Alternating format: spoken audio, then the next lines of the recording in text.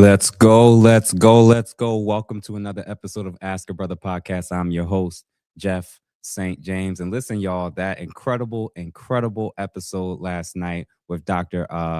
Tommy Curry was awesome. I'm so grateful that you all tuned in. I think I just checked it not too long ago, and it seems about 7,000 plus of you guys checked it out from last night till today. So I'm super appreciative for everybody that checked out that incredible episode as far as that interview is concerned. I'm really hype about today's episode. Like I told you, I'm going to try to balance this stuff a lot better when it comes to kind of fluctuating back and forth between the interviews as well as the original content for sure. So let me make a couple quick announcements, and then we're going to jump into today's episode, which of course is titled Single by Choice is a Lie. So for starters, shout out to our 35,928 subscribers. Yeah. Appreciate y'all for joining the wave. I think it was up about a few hundred of you joined from last night to today. So welcome to the channel. Welcome to the brand. So for starters, if you have not been a part of this movement that we're doing, welcome to Ask a Brother Podcast, the space and place where people can kind of just put their ideas out there, where we're allowed to have freedom of speech again outside of YouTube standards, more or less.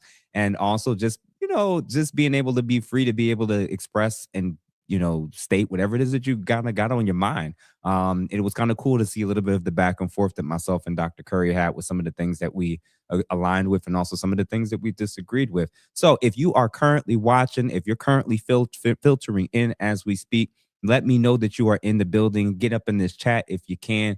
Let me see who's up in here. Hey, Mrs. Plum, of course, accidental hero. Appreciate you, good brother, for joining.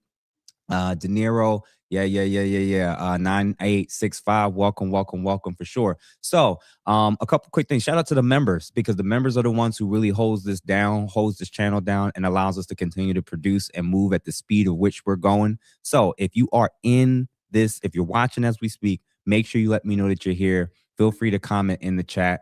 Always hit the super chats if you want me to make sure that I read your question or comment as we go along in today's particular episode of Single by Choice is a Lie. So again, shout out to the subscribers, all 35,928 of you. Shout out to our members. And guess what, you guys? I got some really, really great surprises coming up next week as far as interviews over the next 2 weeks are concerned. So stay tuned for that, because I'm really, really excited about some of the guests that's going to be coming through and pulling up. I can't spoil it as of yet, so I'm gonna sit on that for a little bit longer. And again, if you haven't seen the Master Communicator episode we just released last week, or even our episode last night with Dr. Curry, highly recommend that you kind of save those and make sure that you check them out if you have not done so. Hey, shout out to Wanda. I see that you are in the building. Jerry, welcome. Who else is here? Unknown. Got this one straight. I could pretty much crank. Here we go. It's already getting started. All right. So real quick, y'all, additional episodes is about to be coming up as well, beyond the big interviews that's going to be lining up. The truth about Black fatigue. I'm planning on doing that one tomorrow night. And then the most attractive people are ... I'll be releasing that probably early next week. Maybe working on it over the course of the weekend. Have to decide whether I'm going to make that live or just do a pre-record for sure. Hey, DeMarco in the building. What's going on? Hey, so real quick, y'all. So let me give a shout out to our sponsor for today's episode, which is DuSable Botanical Farms, for their healthy alternatives for you gentlemen in the bedroom with your sexual performance and improving your testosterone levels. So we're going to watch a really brief clip in regards to our sponsor, and then we're going to jump into today's episode. And just letting y'all know, I think this is going to be a good episode. I'm gonna let y'all know that right now. All right, stay tuned.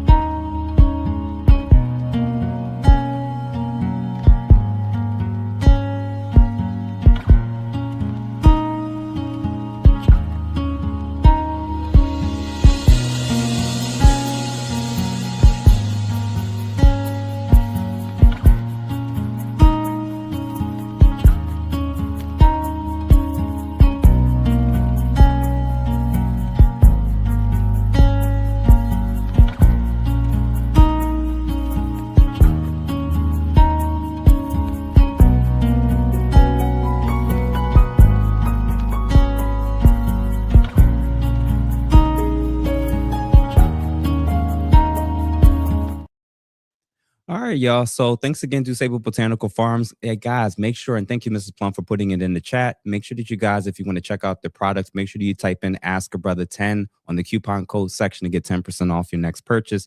Shout out to our sponsor again. And again, y'all, I always try to remind y'all, if you are in here, if you're currently watching, make sure that you like this. Make sure that you share it with 2 or 3 people.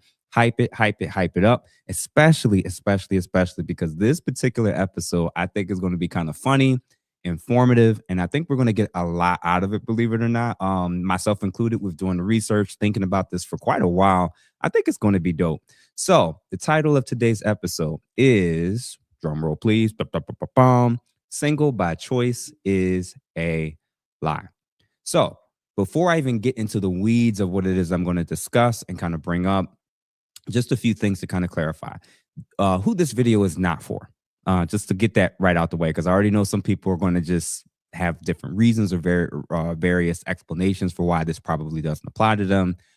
This is my logic. All right, so starting off, individuals that have experienced sexual assault in their past that has resulted in possible PTSD, fear, and avoidance symptoms that have caused them to avoid relationships pretty much entirely. And individuals that are widows, asexual, and those that are virgins, this episode doesn't apply to any of them. They are an entirely different category. I'm talking about everybody else that those things, those categories do not apply to. Okay. So I'm going to state this again. This episode, this video, and I'm going to tell y'all again, because I see people are starting to filter in. Another 20, 30 people just filtered it in the last 20 seconds. Send this to every girlfriend you know, every girlfriend, every wife, every homegirl. Send this to everybody so they can stop doing, stating, and making a lot of these mistakes. Okay. So just send it to your girlfriends, text them, send it to them, DM it to them, kick it to people, because I'm telling you right now, I think that we all are absolutely for sure going to enjoy this absolutely thoroughly. Moderators, including I see Katie's in here, Mrs. Plum is in here. I think AJ might be still doing his live. All I ask you guys is that if you're in the chat and you're commenting on the chat, please make sure that you don't put anything that can kind of get you banned or kicked off of the platform or off of YouTube altogether. Just trying to keep it clean. You could do your jokes, you could do your comments, you can make fun of me.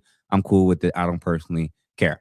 So again, who is this video not for? It is not for individuals that have experienced sexual assault that potentially have manifested or some of their potential symptoms could have resulted in PTSD, avoidance, fear, which has resulted in why they don't approach relationships anymore, as well as individuals that are widows, those who are asexual, and those who are virgins. Okay. So all those people who are not in those categories, this episode is going to be for you. So as we get ready to jump underway and get this party started, I'm going to state right now, single by choice is a lie.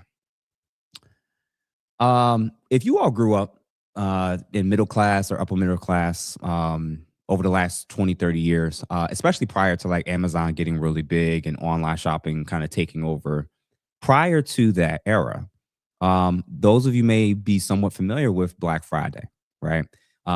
Black Friday for a lot of you, and maybe this for those who aren't familiar with U.S. shopping habits, and maybe you're from another country or something and you're fairly newer or even fairly younger. Black Friday growing up was actually a really dope time growing up for me and my friends, me and my family. We would see people in the mall. We would go to big stores. And it was a big thing back in the day, especially as a kid. So you could imagine with Black Friday sales, people would get in lines, super long lines. They'd be outside in the freezing cold. Sometimes people would be there like all night, early in the morning, right? And they would always, it was always in reference to trying to get something specific that was valuable that they wanted, right? A particular product, a pair of shoes, a new gaming system, et cetera, et cetera. It was a big thing. And for those of us who camping out, hey, I remember this camping outside. So just raise your hand if you recall like this era when you were younger or even as an adult. Black Friday back in the day, it was like Christmas before Christmas, right? And we loved it, right? And I remember like I saw people with tents. I remember this stuff. I remember these eras, right? It was and funny thing is I actually worked in retail, so I'll get to that another time. I did work at Macy's at one point. I did work at Target. So back in the day.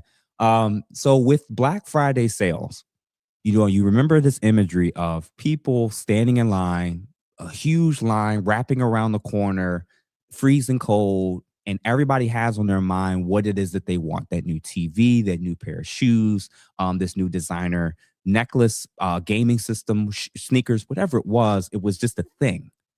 And everybody remembers that moment of, you researched it, you looked it up, you saw how much it would cost, you potentially tried to figure out which store, which strategically which mall you were going to go to. There was so much strategy involved to get this particular item or items that you knew that you definitely wanted. You were willing to sacrifice, you were willing to drive there, you were willing to stand there, and you were willing to endure whatever it was to come, including the crowds. It was a big, big, big thing. So I see there's 103 of you already in here so far, and I noticed that there's not 103 likes. So please, if you're watching this, please make sure that you like this. Make sure that you share it with 2 or 3 people. Feel free to hype it if you haven't done so. And remember, if you hit that $ super chat, any particular comment, any particular question, I'm going to make sure that I reference it and pull it up on the screen prior to logging off at the end of this particular live. So back to our Black Friday story. So you're standing in line, crazy long line. People are stressed, tired, excited. And, the store doors finally open. The mall doors finally open. And what does the crowd do? Everybody would rush in there, right? Everybody would rush in there. People are jumping over each other. People are ripping stuff out of each other's hands. Like the old school, look this stuff up on YouTube, man.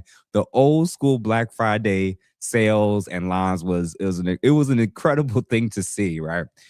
And you finally make it in, and you run to the shelf, you run to the area of whatever item or it is that you're looking for, and you find it, you grab it, you cling to it, and you immediately head to the line for checking out, right? And you wait in that long line. And, it's taking time. It feels like an eternity. It's chaos. You hear all this noise and everything, but you have exactly what it is that you wanted and that you waited for, and what you researched, positioned yourself, and you have it in your hand. You move up one step. You move up one step. Each person's finally, the line's getting shorter and shorter. And before you know it, it is your turn and you are up next. And you walk up to the register and you hand that particular item, that particular product, whatever it is, that coveted thing that got your ass out of the house at 2 a.m. In the freezing cold, you got it. And you place it on the counter for the cashier to ring up. The cashier, looks for the barcode, and then they scan it. And then you look at the screen and you see the price. And you realize there's an issue. You can't afford this. This is not just that you can't afford it, it's actually way outside of your price range. And you leave the item there, and you walk out the store and head to your car and go home. Now, the problem is that you had bragged and told everybody about this particular item, the game, the shoes, the dress, the whatever it is that you were waking up that early to stand in line and go through all this stuff for. You let your whole world and everybody know how excited you were and what it was that you wanted, and that you were planning on getting it on Black Friday. And then, the weekend comes and goes, and then Monday morning, everybody's hitting you up and asking and saying, yo, did you get did you get this game system? Did you get the jewelry? Did you get the new pair of shoes? Did you get the things you've been hyping up and talking about for weeks or months? And you did basically come out of nowhere and say, actually, this is what you tell everybody else. Actually, I changed my mind. In fact, I never even wanted it. In fact, I didn't want it anyway. For those of us who listen to that entire story, when we look at the version of what they're telling everybody else afterwards, that doesn't match all the energy and time and effort that they poured into getting the product, getting the toy, getting the game system, standing outside for hours, traveling in the cold, fighting through crowds, wrestling with everybody. This idea that you went through all of that, found out that you apparently didn't qualify and wasn't able to maintain and hold on to the thing that was in your hands that you claimed and realized that you wanted. And because you couldn't maintain and hold it and keep it, now you're telling everybody, I didn't want it anyway. That, my friends, is how most of us look at you, especially you ladies, when you run around and state after past history with men, dating, sleeping with them, situationships, baby daddies, etc. And then you then state after all of that effort, after all of those trials, after all of the attempts to being in a relationship and it failing, and you not being able to maintain and hold on to the thing that you try to hold on to, I'm single by choice. I didn't want a relationship anyway.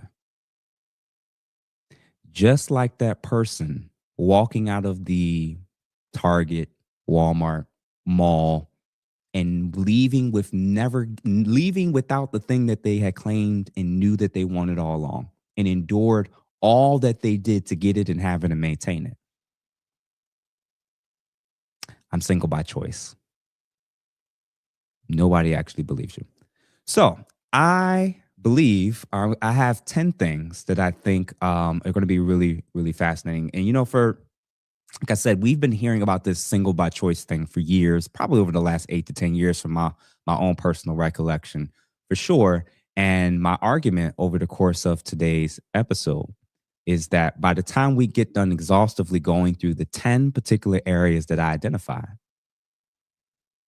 I think it's going to be quite obvious that if you're not a virgin, if you haven't been sexually assaulted in any way, shape, or form that's impacted your ability to want to even be in relationships, if you're not a virgin, if you aren't a widow, and if you're not asexual, chances are that you probably tried relationships in the past. You probably tried to do life with the opposite sex in the past, or with the same sex for that matter, and it just didn't work. But you can't state when you take a test and you fail the test, I didn't want to pass anyway. No, no, no, no. You would have preferred to have passed.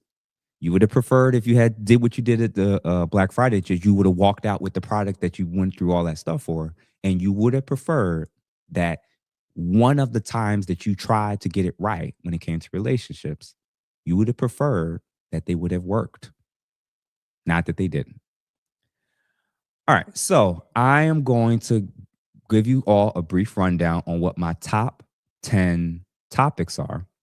And then we're going to just go through briefly, what each of those are. So I see that oh my God, almost 40 additional people have kind of popped in since I last started that little brief monologue. So if you're new, let me know that you're in the building. Make sure you hit that super chat, that $sign to let me know what's going on. And I see some people already are doing it. Humble Hurricane, $5. Appreciate you, sir. Yes, sir. I remember my mama waiting outside of Target at midnight to get me on get my PlayStation back then. Shout out and RIP to beautiful. Yeah, man.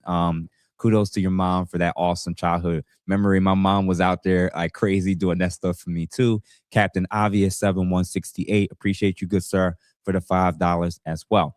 So back to continuing. All right. So the following areas I think would be worth exploring when discussing how someone might find themselves single after 25, 35, or even 40 plus.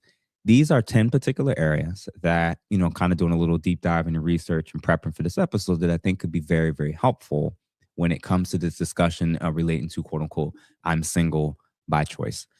My lens and my conclusion is actually that based on these areas and what you did and how you conducted yourself, you're probably more so single based on your choices, not out of a singular choice now.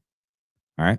So number one, the area we're going to be focusing on is your past dating and relationship history. Number two, male forms of rejection towards women, because apparently a lot of women aren't aware of what some of these forms of rejection are. Point number three, women's standards, some of which can be extremely high, potentially delusional or unrealistic, and they often increasing with time, often with her both her salary and her expenses going up over time. Number four, emotional versus rational decision making and the hills that ladies tend to die on. Number five, leading with sex. And I'll definitely we'll get more into that and how that can impact a lot of the ladies who are now on the other side of doing that, and how they're now single by choice, even though in their past they were leading by sex, expecting something different. Number 6, delaying prioritization of marriage, motherhood, and children until after 30. Um, Again, that is also in a particular order with that. So keep that part in mind. Number 7, politics. Number 8, social media and how you tend to present yourself publicly in terms of image, what comes out your mouth, your general attitude, and whether or not you have a general disposition of selfishness or not. Number 9, your girlfriends and your girlfriends and women in your life, and women you follow and are influenced by who potentially hate men. And then last but not least, number 10, which is loss of power and leverage in the dating market over time.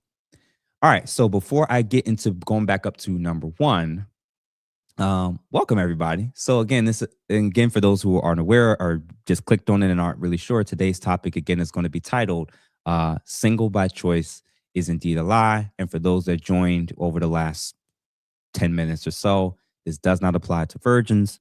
This does not apply to those who've been sexually assaulted and have opted and chosen because of avoidance and PTSD related symptoms that they don't want to date or deal with people in that manner in any way, shape, or form, as well as people who are asexual. All right, so let's get all those people out to the side because this does not apply to them.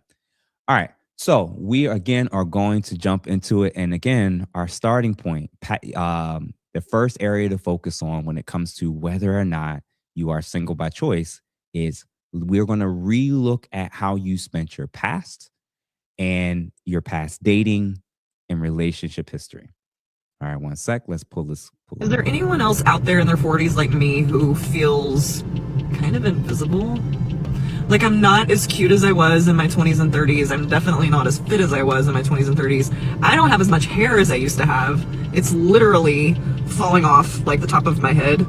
You do become a little more invisible the older you get as a woman, unfortunately. I don't get asked out on a lot of dates. I never get asked out on dates. I don't know if it's being 55 in Los Angeles or if it's just a strange town. What is the biggest confidence killer for women over 50? Men over 50. They never look at you anymore. When I was 55, I felt like I was starting to fade. I felt like I was starting to go invisible. I felt dismissed. I felt ignored. I felt like I was washed up. 28 years old. You got with a guy that might have not been the best guy back when you were 21. Mm-hmm. You're getting older. You've seen the dating marketplace and you realize that there's nothing out there for you and your son. So you're trying to make it work now. But when you had that FOMO 6 years ago, you didn't have that mindset. You thought you could do better. You thought, I'm going to go find another guy, etc. And didn't pan out for you. Because here's the difference between men and women. You guys leave relationships thinking you can do better. 9 out of 10 times. Women only leave if they know they can monkey branch to something better. And you thought you could do something better. But now you're realizing you can't. You're 28 years old, the Disney phase is coming around, still not married, kid out of wedlock, he's getting older, men don't want to come in and take care of your kid. You're waking up. I've never had boyfriends. Of course, whenever someone likes us, we're going to get the ick because we can't imagine someone actually liking us. Don't you have other options? Gross. We're girls who have never had boyfriends. Of course, we've had 37 situationships. And no, we're never going to stop talking about them. Ever. We're girls who have never had boyfriends. Of course, whenever someone asks us when our last relationship was, we're having an internal panic attack. We're girls who have never had boyfriends. Of course, we still have Snapchat because it's the only way we can get a man to communicate with us. We're girls who have never had boyfriends. Of course, whenever you announce your engagement and we see photos of your wedding and we see a pregnancy announcement, we're wondering, is that ever gonna be us? Is it? We're girls who have never had boyfriends. Yeah, our families have they've stopped asking. We're girls who've never had boyfriends. Can you tell us how to get a boyfriend if you've had one? Can you drop any tips and tricks? Thank you. Yeah. That was a very interesting couple clips and compilations ranging from women that are still in their late 20s to women that are in their 40s and how they're all in the same position. They're now obviously single. They for whatever reason weren't able to figure it out. But there's a couple things that if you kind of think back to those clips, key things that were said, key things that were stated that I kind of want to sit in on and kind of just get us all to kind of think about and reflect on. So before I do, if you're in the building, if you're watching this, please make sure that you like this. Please make sure that you hype up the video, and please make sure that you send it to, I would normally say 2 to 3 people, but I'm gonna be honest with you. Send it to every woman you know. Send it to your girlfriend. Send it to your homegirl. Send it to your sister, your mother. Send it to everyone. Send it to your exes, because I think this could be very, very helpful in many, many ways. So, number one, past dating and relationship history. Myron from Fresh and Fit, when he commented to the young 20, I think she was 28 or so year old, when we look back, a lot of ladies tend to struggle when it comes to the here and now, when it comes to reflecting on past decisions that brought them to this point. They typically are walking around with a particular belief system and ideology that kind of espouses you're the prize, you're a queen, you're the princess, et cetera, et cetera. And again, it's great to think highly of yourself, to see certain value in who you are as a human being and what you bring to the table, and et cetera. But it's not healthy to have an unusually high level of ego that can result in an inability to be introspective and reflective of past decisions and past behaviors.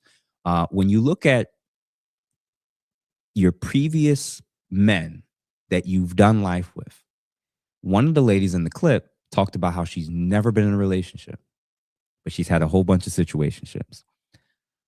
I'm not going to guarantee that she's not a virgin, but if I had to put money on it, I probably would be rich on what it was I would bet with that type of question, right?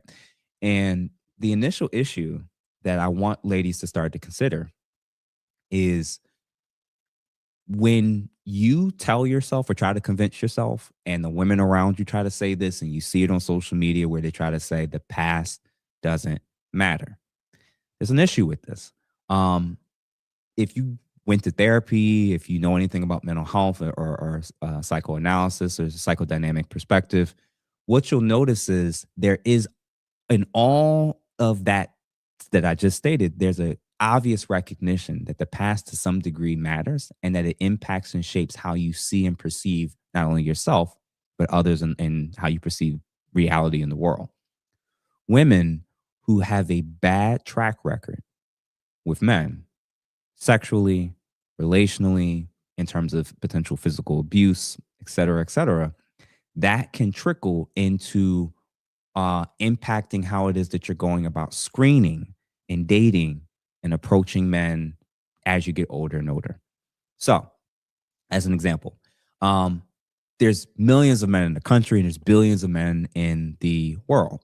But what happens a lot of times when ladies talk about the past and their past experience with men, and men ain't shit and men are all dogs or whatever, what they're doing, whether they realize it or not, is they're taking the instances of the men that they gave opportunities to, the men that they trusted, the men that they liked, and the men that they were sexually attracted to. And if they got cheated on, if they were hurt or harmed in some way, if they had to break up with him or he broke up with them, a lot of ladies take those experiences with the men they chose or allowed themselves to be chosen by. It's the men that they chose, and they now in their head project that onto men in general. It's no different than when a racist does it when they have a negative experience, or what they see something negative over, like, foreigners or white supremacists when they see a black person doing something crazy in public or on social media. Oh, all black people are like this. Women do the same thing when it comes to men. The initial thing that you have to think about is your past choices with those past men. If you had situationships, if you gave children to, if you had sex with men, and if you did and gave so much to men that probably didn't deserve it, and in previous generations where there was maybe more shame, there were higher standards, there were higher expectations for both men and women, chances are a lot of the negative experiences that you had that now shapes why it is that you're so jaded, so angry, and so pissed off about the dating market and your options in men is because a lot of the heartbreak and anger and frustration and all the toxic stuff you've experienced and been through and went through, whether you realize it or not, you chose it. And then if you repeatedly kept choosing it, that also means something different, especially to the men who have things to lose. And I'm going to let you all know a little bit of a secret. When men find out and learn that you had a high volume of very erratic, toxic, explosively, bad relationships, especially back to back to back, that was a reflection on what you either wanted or thought you wanted and what you valued and the types of men you value. So of all the men to choose from, you kept choosing the ones that treated you like shit. You kept choosing the ones that you knew wouldn't commit. You kept entertaining the ones that you knew would never even wanted to be monogamous in the first place, let alone marry you and walk you down the aisle, even meet your parents. You were opening your legs up to men who your parents never met. Think about that for a second. You were getting pregnant by men that weren't good enough to marry. And when those situations didn't work out, men that have something to lose, men that are being ambitious, we're now thinking about how it seems like you come off as a little bit more, what's the best way to say it? Emotion-led, feelings-based, not rational, logical, or looking at things from multiple lenses. It was like you were attracted, you liked what you heard, you liked what he said, you liked what you saw, and that was sufficient for you to make the moves and decisions that you did. A woman that's led by her feelings and emotions multiple times over a decade or two or three, what's the likelihood when her and I have a potential issue, disagreement, that she's going to tap back into those feelings and emotions that not only led her into those situationships and relationships in the first place, but also what led her to have to leave them? Feelings. And she wasn't happy anymore. So your judgment is probably a cause for concern and a pause for concern for a lot of men, especially the men that you want. So when it comes to the past, when it comes to past, history, past dating, past relationship issues and challenges, it's not that we all don't have those, but if we start to notice a pattern and trend where everybody in your past is an ex, if all your exes are narcissists, if everybody's got something wrong with them, if there's nothing you could have done or approached differently in those past interactions, it starts to get to a point where there's a common theme and the common denominator appears to be you. So that's the initial one-off that I think a lot of ladies kind of overlook when they're talking, oh, I'm single by choice. I'm single by choice. No. You didn't want to be single in your 20s. You didn't want to be single in your 30s. Were you single when you gave him a child? The reality is that you wanted to experience and have all that you wanted in a version of a man that you knew couldn't give it. You downplayed or ignored the red flags. They came back to bite you. And now, if you haven't healed, if you haven't worked on yourself, if you don't have a more holistic viewpoint on all the factors of how you could have been shaped and changed, you're going to walk around either taking this out on every man that tries to take you out, or you're going to do the whole, I'm single by choice. I don't even want to. We know how you got there. You didn't start out that way.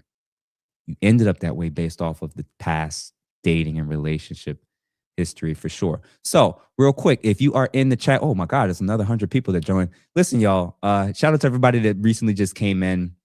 I'm going to make sure that I try to do a good job to always check for potential super chats.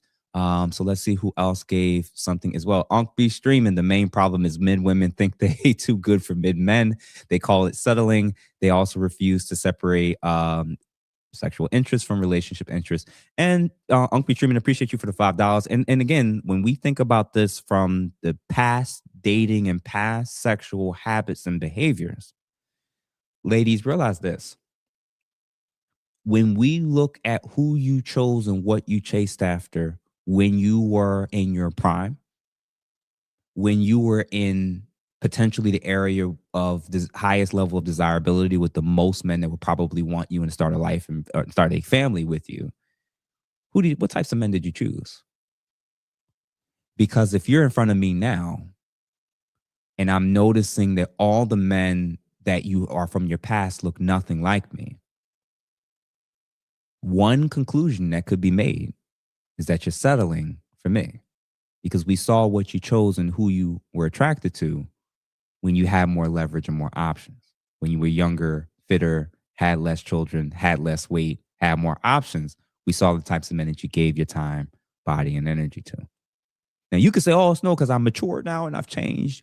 Listen, you could believe that. I'm just letting you know that a lot of men won't.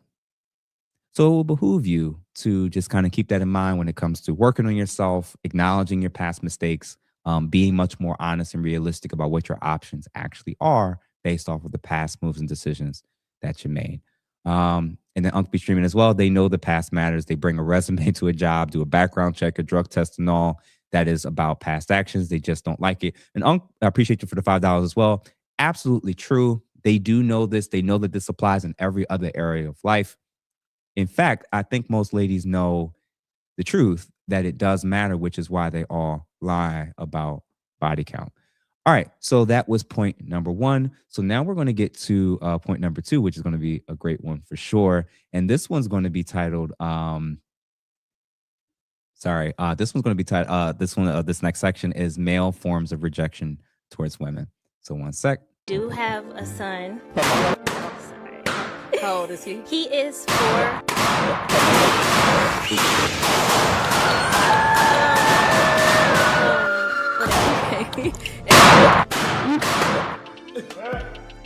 Okay.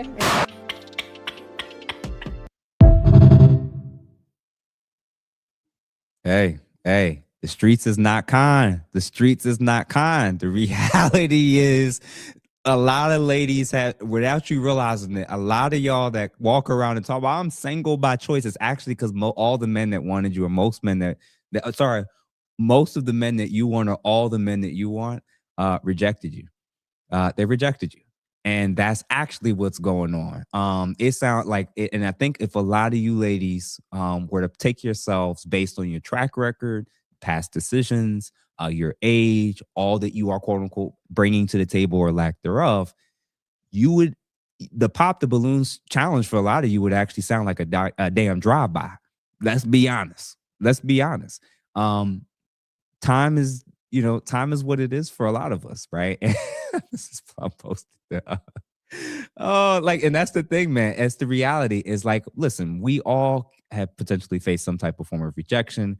We all aren't batting at 100, from the most beautiful woman in the world to the most handsome, attractive guy. We all have gone through varying levels of rejection. But ladies, I'm going to give you some cheat code ways to kind of look at things from a male perspective or men's perspectives on how it is that men could potentially reject you. Because again, if you can identify why men are rejecting you, and if some of those things are actually fixable or resolvable, potentially it could change your outlook on what your options actually are versus focusing on the options that you apparently don't have, which then results in you concluding, oh, I'm just going to be single by choice. Okay. All right. So for starters, how men tend to reject women. First of all, for ladies, I don't know if you all are aware of this, men reject women all the time.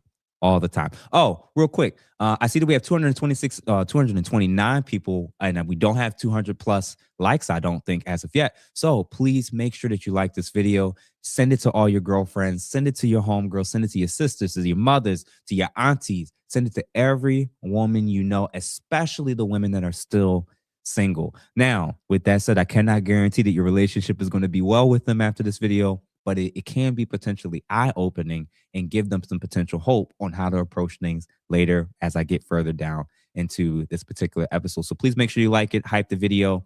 Make sure you become a subscriber if you haven't been a subscriber with the 35,000 plus people that have joined this year for sure. And make sure y'all hit that like button for sure. All right, so male forms of rejection towards women. The most obvious, and I don't realize that ladies actually are aware of this, the most obvious way that men reject women is they don't marry you. I'm gonna say that again. The most obvious and number one way that men will reject women is that they will not marry you. Don't hate the messenger. I'm just sharing the news. A lot of you have been rejected so many times because men could never see you as a wife. Now, as we get to further down the line, when I get to number 6 and number 8, when it comes to delaying prioritization of marriage and motherhood and children, as well as social media and how you carry yourself and present yourself, there's a whole variety of reasons for why it is that men might reject you. That's just what it is. Now, to be fair, to make sure that you understand, men by default are fully aware of how they get rejected. We have to approach, we have to initiate, we have to ask you out, and no man gets 100% of women to say yes and agree 100% of the time. So we have been facing this since we were children, maybe teenagers, definitely as adults. We got used to rejection. Ladies aren't always aware that the number one and easiest way, the most obvious way, is if you are unmarried and have never been married, and you've been dealing with men all this time, and you're now 35, 42, 48. Sis, you've been rejected and you ain't realize it. Especially if you communicated that one of your ultimate desires was to be married. If you stated that's what you wanted and you've entertained men for the last 1, 2, or even 3 decades, and you have not been married, even if you've given them a significant amount of time to do so, either because of his own insecurities, his own lack of preparation to do it, and or because of what he's seen in you, he's rejecting you when he refuses to marry you when he knows that's something that you want. That's just how it works. Now, if you both come to it with the table, hey, I'm not looking for marriage, and she says I'm not looking for marriage, then that's not rejection. But if you're looking for that and you want that and you express that to men very early and upfront, and it never translates to that after several years, and then it comes and goes, they've been rejecting you, whether you realize it or not. Another way that men reject women, when they'll only use you for physical sexual gratification and not relational long-term commitment. So when women run around and talk about situationships and that they call the body and that they hit, which is crazy, you trying to use male language and male euphemisms to describe what it is that you're doing, if your ultimate desire is for long-term monogamous commitment, if men are signing up for that and they're not expecting or wanting anything more from you, that is a form of rejection. Not sexual rejection, intentional, relational rejection.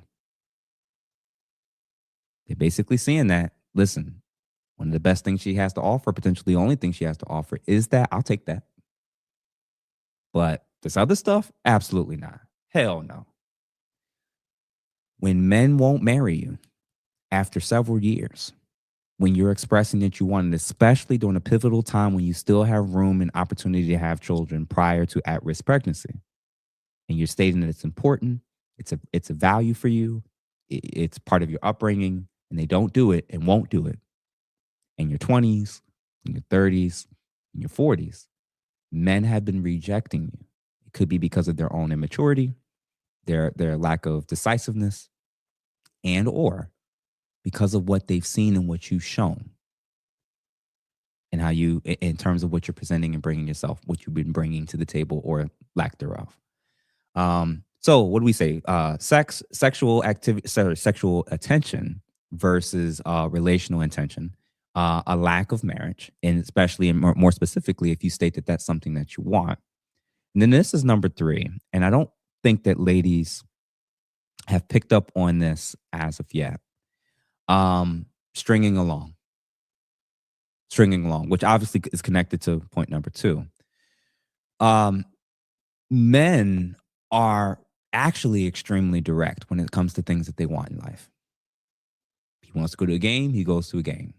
He wants to apply for a job, he'll apply for a job. He wants to purchase something, just going to purchase something. Men are actually very direct, especially when something is important to them. They're actually very clear. They're very direct. Another form of rejection is a lack of clarity, a lack of him making it known what it is that he wants to do with you. If he kind of just, when you say, well, what are we, or what are we going towards? And he says, we'll see, or we'll see where it goes. That's fine. Early on, maybe the first month or 2. Listen, sis, if he's saying that after a year, if he's saying that in year 3, if he keeps circling back periodically where he'll text you and then he'll be MIA for 2 months, then he'll reach out to you for us to hang out or link up or mess around, and then he's out for another period of time, that's actually another form of rejection. It's not rejecting you in terms of the physical intimacy. Again, that back and forthness, that lack of decisiveness. I'm just giving y'all game. This is what a brother would tell you. This is what an uncle would tell you. This is like, hey, DeMarco, listen, because I know some of the fellas gonna be pissed with me when I start putting y'all ladies. Because the ladies maybe think that like every time I'm coming in hard on y'all, I'm actually trying to save y'all from additional heartbreak. And I know the fellas gonna be pissed at me when I state this. When men string you along, and there's a lack of clarity, and there's a lack of intention, and with sufficient time, he never makes it known what he wants, what he's going to do, and how you fit into that. He's actually potentially rejecting you. Again, don't hate the reporter. I'm just reporting the news. Now, people could say, oh, well, I didn't know what I wanted early on. Well, I got to say, if you don't know what you want, why are you having sex with her? If you don't know what you want, why do you keep going out with them? Right? So ladies, you actually have to start to think that way. And I just talked to one of my homegirls last week actually about this. And I was telling her, men that are intentional, men that are clear about what they want and what they're looking for, if it aligns with what you want and what you're looking for, when you bring up the question, it won't scare them. Think about it. Think about it for a second. If I'm single, and you all know many of you know my story, you know about my previous relationship, my past divorce, getting back out in the dating market. When I got back out there, first of all, it was trash. It was horrible, right? But I was very intentional and clear that I wanted to be married, or that I wanted to have a family, and I wanted to be very intentional. And if that's what I wanted, and that's what I was open to and interested in, a woman asking me, what are my thoughts, or if I'm interested in marriage, wouldn't scare me, wouldn't freak me out. Why would I go ghost? Why would I disappear if she's showing me great signs, showing common interests, saying our goals are aligned, and that's something that's important to me? A man that wants what you want, and if he likes what he sees and how you're presenting yourself, conducting yourself, if your goals are aligned, if your vision is aligned, and they're very similar, when you raise the question, it actually will not freak him out.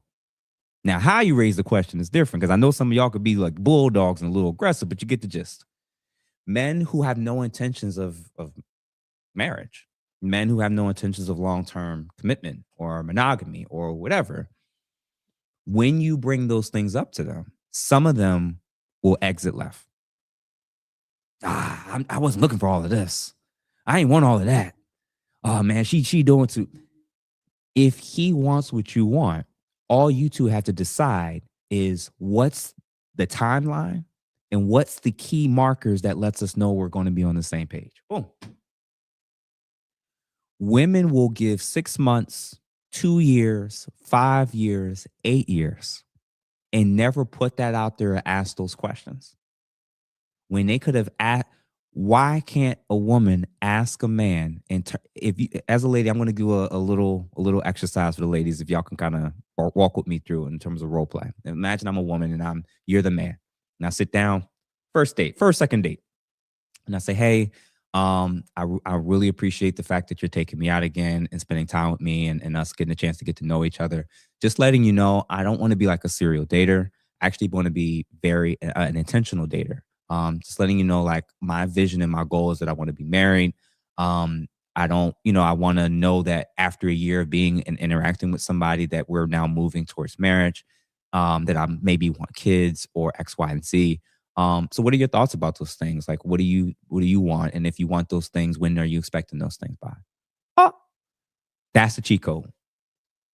Because every man that wants those same things is not going to be freaked out by it. The men that get freaked out, the men that pull back, the men that go ghost when you first introduce that is because they didn't want those same things, or they weren't ready to offer those same things, at least not to you. So when you're not intentional about this stuff, when you don't ask these type of questions, put these things out there, hear me out. You didn't tell him, I need to have kids I need to be pregnant in the next 2 months. You didn't tell him, I need to be married by this time frame. You don't give men a time frame. You just express what your values are and what your desire is, and see if you're aligned. And if he's in alignment, if he's in agreement, he'll tell you when he's ready to do and offer those things for you, not the other way around. A lot of you have been rejected because you did all those steps minus one. You tried to lead. You tried to tell this man or tell this individual or tell this new person in front of you when it is that you want things to happen on your timeline. No. Your job is to state what your intentions are, because you're intentionally dating.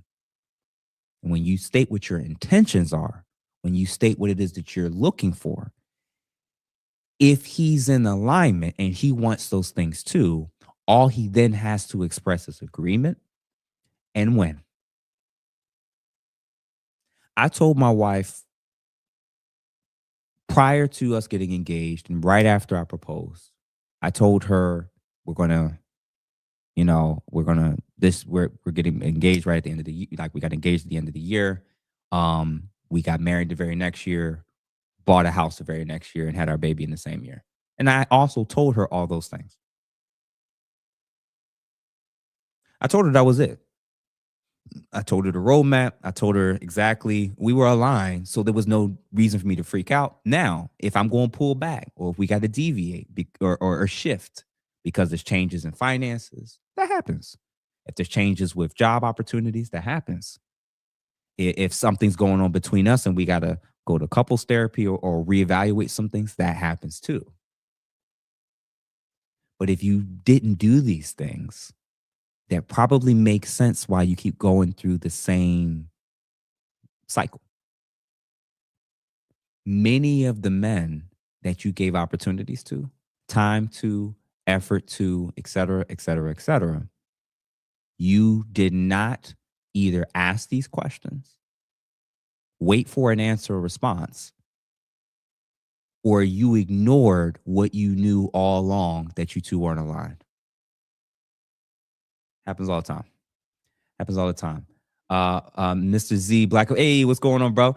Single by choice equals you can't fire me, I quit. Facts. That's actually a good one. Temper tantrum talk from women try to hold on to their pride by speaking that way. Abso-freaking-lutely. It's actually more so about poor mate selection, poor discernment. Women's intuition apparently wasn't turned on. That's actually what's going on, ladies. And the funny thing is, men that know women very well, we know this. Y'all using talking points you learn from social media and from the tea and the this and the that and the sprinkle. Shorty, we know the truth. And you want to know why men know y'all so well? That's why so many of y'all are not married, because men actually know what you're actually bringing to the table. Men actually know. So that's kind of a big, those are some, again, there's obviously other forms of rejection and how men can reject you, but those are some of the key examples for sure. So again, we're almost getting to 300 people and watching this as we speak. Please make sure y'all send this to every woman that you know, because that point I just made, a lot of women to this day, 10 bodies, 20 bodies, 50 bodies, 10 years, 20 years, 30 years of dating and dealing with men. And I've even heard women say, if I say that, I don't want to scare him off, or I don't want to come. Listen, there's a way to say it, but not saying it doesn't help you. Outside of a man just initiating and bringing that up front from the beginning, which not all men do, it would behoove you, before you give additional time, give your body, give your energy, and remember, Mother Nature, time is not on your side. So it makes sense for you to just be intentional. You could still be feminine. You could still be soft. You could be interested in his life and his goals and where you fit in it if it makes sense. But at some point, you're going to have to bring up the things that you value and that you want. Your father should have said this. Your uncle, your brother, your male cousins, male role model, they should have said this. And perhaps some of them either did or wanted to. But there was also a season for a lot of you where you weren't interested in hearing this. Just kind of putting that out there. Pride of the Lion, $4.99. I appreciate you, sir. We never talk about women rejecting men because they fear what may come with keeping said men. Some are rejecting men to simply beat him to the punch. Hey, it happens. I've seen it. It's funny, and it's always interesting seeing them wanting to circle back after men that they didn't give an opportunity to, rejected, play games with. They try to circle back. Hey, okay, yeah, I'm famous now, man. This Sade is in the building. Welcome, man. Welcome. I love your work, love your channel for sure. I love a lot of what I've seen you post for sure. So, listen, y'all. So I hope that just those first 2 points, you can see how single by choice. That's BS. We know it. We know it's not. We know. Listen, we know. All right. So those are the first ones. We pay attention to your past dating, relationship, dating history and relationship history and past habits when it comes to men. And point number 2, recognizing various forms of male rejection towards women. When you run around constantly talking about that you're single by choice, when you're 38, when you're 45, when you're 52, and you're not a virgin, and you've been trying to do life with men and it's not been working out, and you're going through these type of things, hey, this is actually what's going on. So once you've gone through all these experiences and now you say, I don't want it, nobody actually believes you. Just like the analogy we gave with the Black Friday, you can't wait in line, be out there for 6 hours, rush in the store, grab the product, get to the front of the line, put it on the cashier counter. They ring it up. It's way out of your price range. You walk out without it because you can't afford it. And then you run around telling everybody you never wanted it all along. Nobody believes you. Nobody believes you. That's just what it is. All right. So we're going to get to point number 3, which is going to be funny. This is going to be a good one. So this is going to be funny. So stay tuned for this one. Do you have a type? I like muscle bound. I like, medium height. I like a man that's very masculine, in the way he carries himself. He's not like super communicative. Like, I believe like a real man is of a few words, So what attracted you to my page? Your looks, if I'm being honest. You're attracted to somebody who's muscle bound. But if you meet a man who is health conscious and cares about his looks, that takes a lot of work. It right? does. Why do you think that a man who has put in that much energy into his health would be even attracted to somebody who aesthetically has not put the same work in for herself? Oh, shit.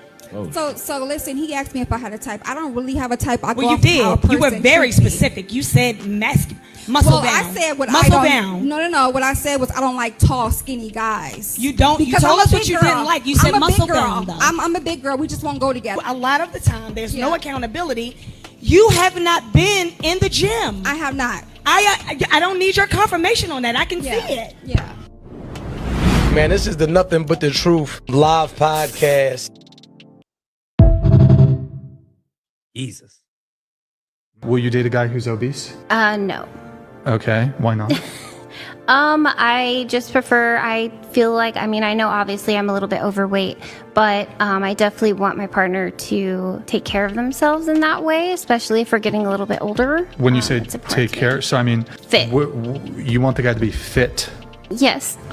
Can you tell us what your cutoff is here? I mean, the 40% I wouldn't. Why not? What's wrong with the 40%? It just kind of looks unhealthy. I mean, but that's just a picture. If they looked like that and they were active, then that's a different scenario. I'm not trying to be rude. I know. Your body type equivalent is probably the 40%. Probably. Or more. I'm not denying that. I know what I look like. Hey, the first lady on the stage, man, she was not holding no damn blows. And that actually reveals something that I've noticed in terms of a lot of ladies when they approach the dating market. I don't know if it's the constant delusion of everybody having to convince themselves and run around and say like, I'm a 10, and girl, you look amazing when they don't. Body positivity. I don't know what the hell has happened to us as a civilization and culture, but the standards being extremely high, unrealistic, and outright delusional is incredible. It's incredible, but sad to see for sure. So just to speak on this, because first of all, the first lady, she cooked that woman so bad, and I'm going to state this, and I'm going to do this as respectfully as I can. And a lot of you ladies are not going to like it, but hey, I'm used to women being mad at me at this point. Most of you not only don't deserve to be a wife, a lot of you aren't qualified to be a girlfriend. Don't hate the messenger. Just think about it for a second with the message. In terms of standards, let's just do this simple by simple, one-offs, like one by one. All right? When you're demanding that a man be masculine, but you don't have a feminine bone in your body, ma'am, think about what you're saying. I want him to be traditional, but I want to be modern. I want him to be fit, and I eat like shit. Do y'all understand how insane this is? I'm allowed to have standards as a woman.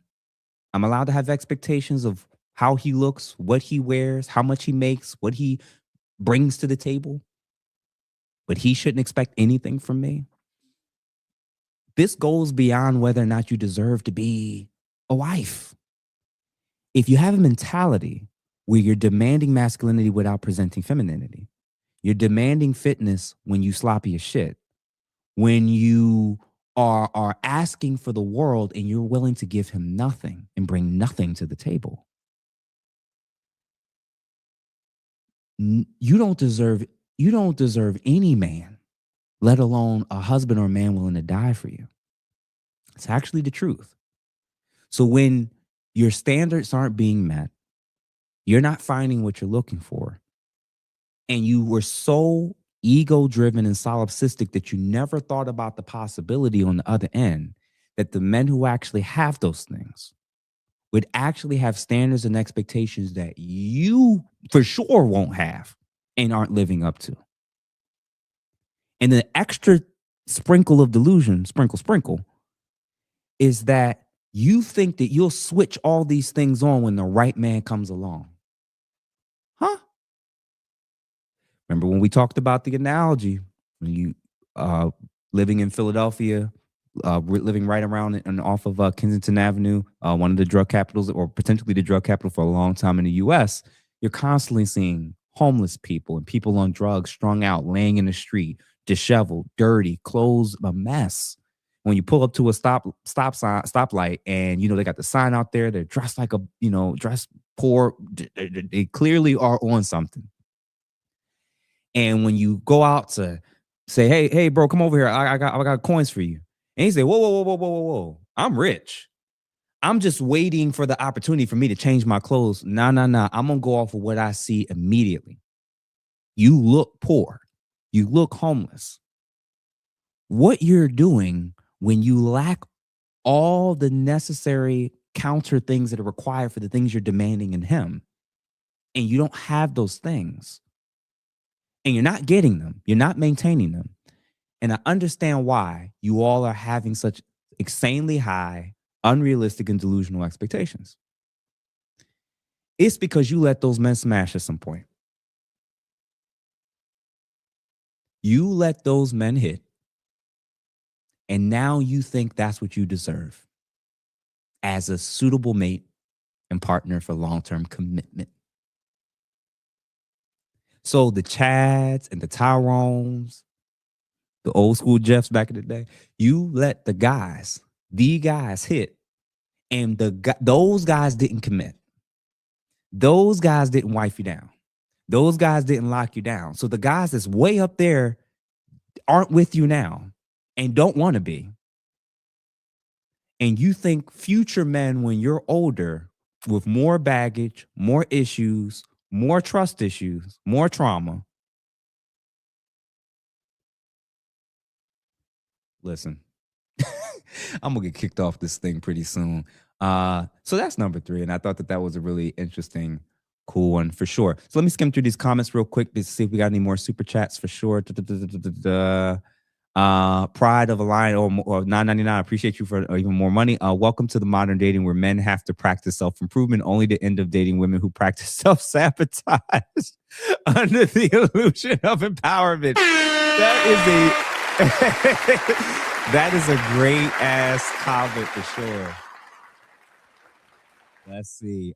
Jeff Quinn 2366. Appreciate you for the $4.99. Women are like poker. You have to know the tells. Women use religion, celibacy, single by choice is about them trying not to renegotiate value. Listen, man, it's fascinating when I think about and realize how dumb women think men are. And I realize because we don't communicate as much as they do, and we don't talk as much as many of them do, I think that they assume that we're not actually paying attention. And it's interesting that there's so many tells, of many of which I have not told you, ladies, by the way. Like, and actually, I appreciate from Jeff Quinn this comment when he mentioned religion and even celibacy. That means nothing to us. Just letting y'all know, quiet cheat code means absolutely nothing to us. Because we know there was a period of time when you were living without both. And we saw what you were choosing to do and who you were choosing and who you were ignoring when you weren't using either of these options. When religion wasn't that important, when celibacy wasn't that important, we saw who your actual priorities were. And if it's for a long extended period of time, it's not that you've had 2 exes over a span of 12 years and you've been in long-term relationships and you married one of them. And like, that's not a lot of y'all stories. A lot of y'all running up the numbers like y'all about to play the lottery. That's actually what's going on. And then by the time you're wore out, you're cooked, eggs are scrambled. Now you're getting to a point or place where you're like, well, I guess it's time for me to be celibate. Now it's time for me to find God. You don't think we don't know that the final form of a 304, the final form of a woman who's run the streets and done all she could, is celibacy and religion? You don't think we don't know that? Why you think there's no men in the church but old men?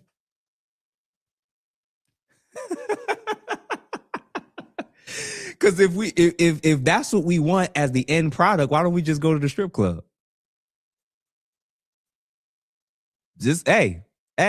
And listen, we're going to get to her pretty soon because I got something special for her in reference to her at the tail end of this. So again, y'all, as crazy as it sounds, ladies, you got to start thinking about these things in real time because the reality is a lot of the things that used to work simply don't work anymore. And a lot of times what y'all are calling the gender war is just men actually learning and recognizing the manipulation, the tactics and the strategies of what women tend to and have used to do quite often.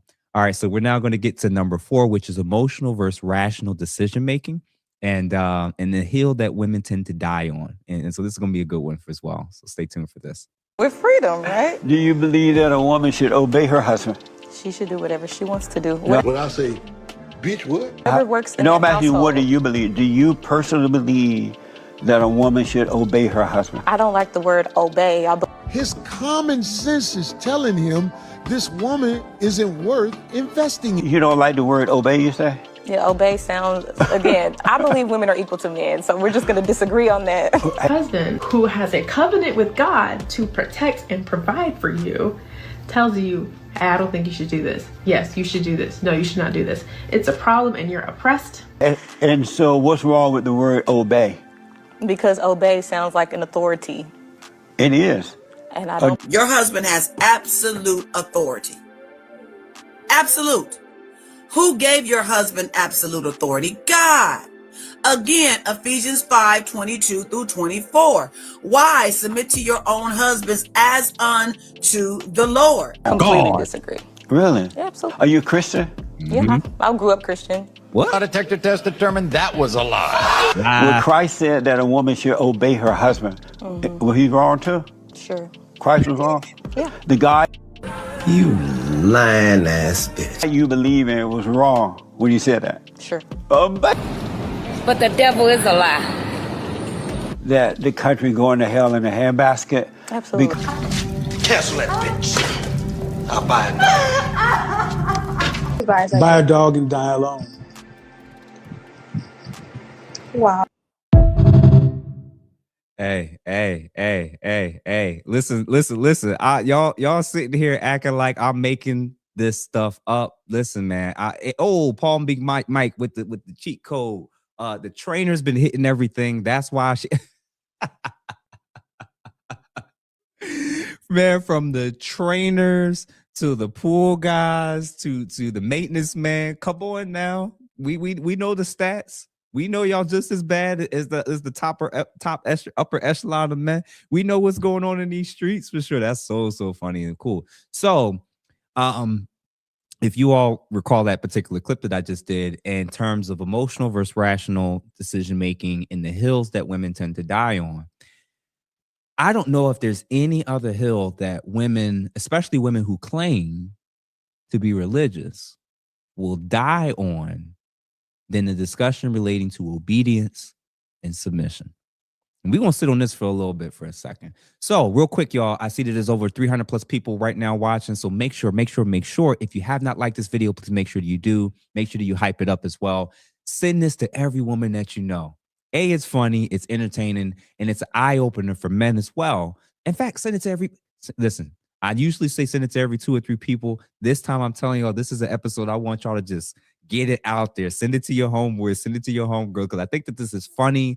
And also by the time we get towards the tail end of this, I'm actually going to give some actually more realistic prescriptions of if you've made certain past decisions or mistakes, what's the more realistic approach to how to approach the dating market and interactions with men. So emotional versus rational decision making and hills that women die on. She was going to die on the hill of the word obedience, while claiming to have grown up as a Christian that tells her to submit to her husband. I'm going to say this, especially for modern women, where it seems like almost anything that men state, ask, request, or expect is now seen as a form of oppression, slavery, all this other whatever. So it's kind of funny when you think about it. So my initial lens that I'm going to say with this is damn near synonyms. All right. And the initial issue that I have with it in terms of submission and obedience is that women understand obedience and submission very well. You show it all the time. You showed it in school. You showed it with social cues, with how to behave around other women to fit in, to make sure you don't stick out. And you have no problem being obedient and submissive in the work environment. But when it comes to the man that you're willing to take his last name, the man that's willing to protect you, provide for you, have children with, now all of a sudden, those words now mean slavery. How is it that in all other contexts, you understand rules, standards, expectations, and then when it comes to a man being in your life, now every man is now a star in the color purple. At some level, y'all got to wake up from the feminist bullshit, from what they done did and convinced y'all that everything that men want, everything that men like, everything that most men would need and would look for in order to feel ready and confident to do life with you in a serious way. Now you got to reject it. And it doesn't stop with just the word submission or the word obedience. It actually trickles down into the actual actions and behaviors as well. What do I mean by this? And thank you, Uncle Streaming, for the $2. She will pay. So keep in mind with this. You've heard women say, I won't cook for no man. I won't clean after a man. I won't listen to a man. A man can't tell me what to wear. A man can't tell me what I'm allowed to post. A man can't tell me this. A man can't tell me that. Listen. If you really, really, really want to stay alone, or if you had a bad habit of talking that way and behaving this way, maybe the reason for why you're currently single is because you've picked all these hills of pride to die on. You've made emotional decisions about things in the grand scheme of things you were probably going to do on your own anyway, if you're living by yourself. And instead of making rational decisions, factoring in, well, I do want him to be a leader. I do want him to be a protector. I do want him to be a provider. I do want him to be fairly traditional. I do want him to be masculine. I do want him to do this and this and this and this and this. And I do want him to keep me happy. And I do want to do this or do that. And you never, ever factored in that whenever you're making decisions that are based on emotions and they're not positive ones, that could be a detriment to your long-term opportunity with the man sitting in front of you. You all might not know this, but a lot of you are extremely unattractive because you're so primarily led by your emotions.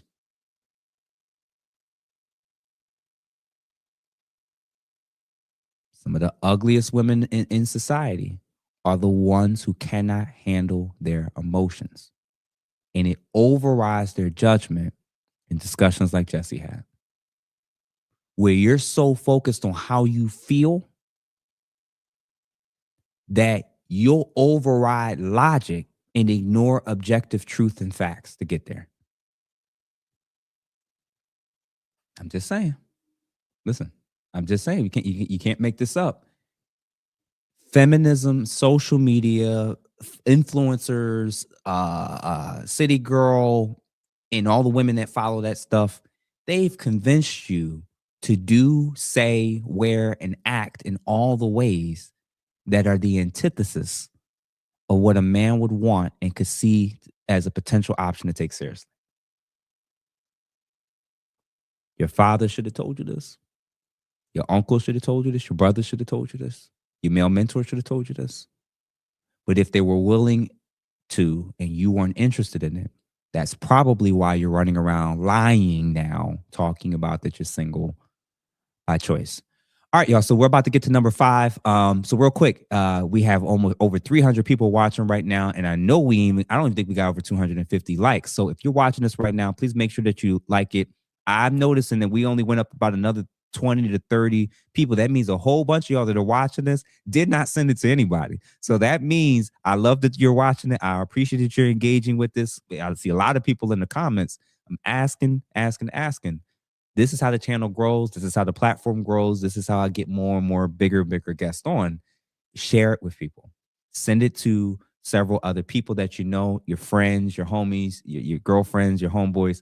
Send it to people so that the ladies can learn and the men can be made aware.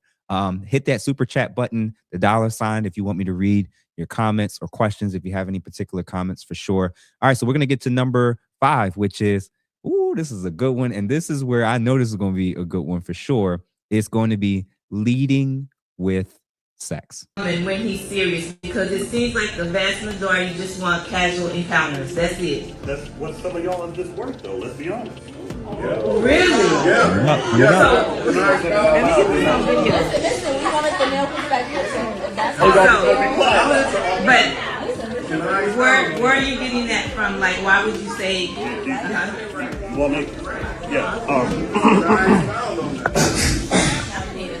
So here's the thing, right? They say be honest. So we have this criteria that these women set for these men. You have to be this, you need to be that, you need to be 6 feet tall, you need to make this, you need to do that. I want you to be in line, I want you not to cheat, I want you to do this.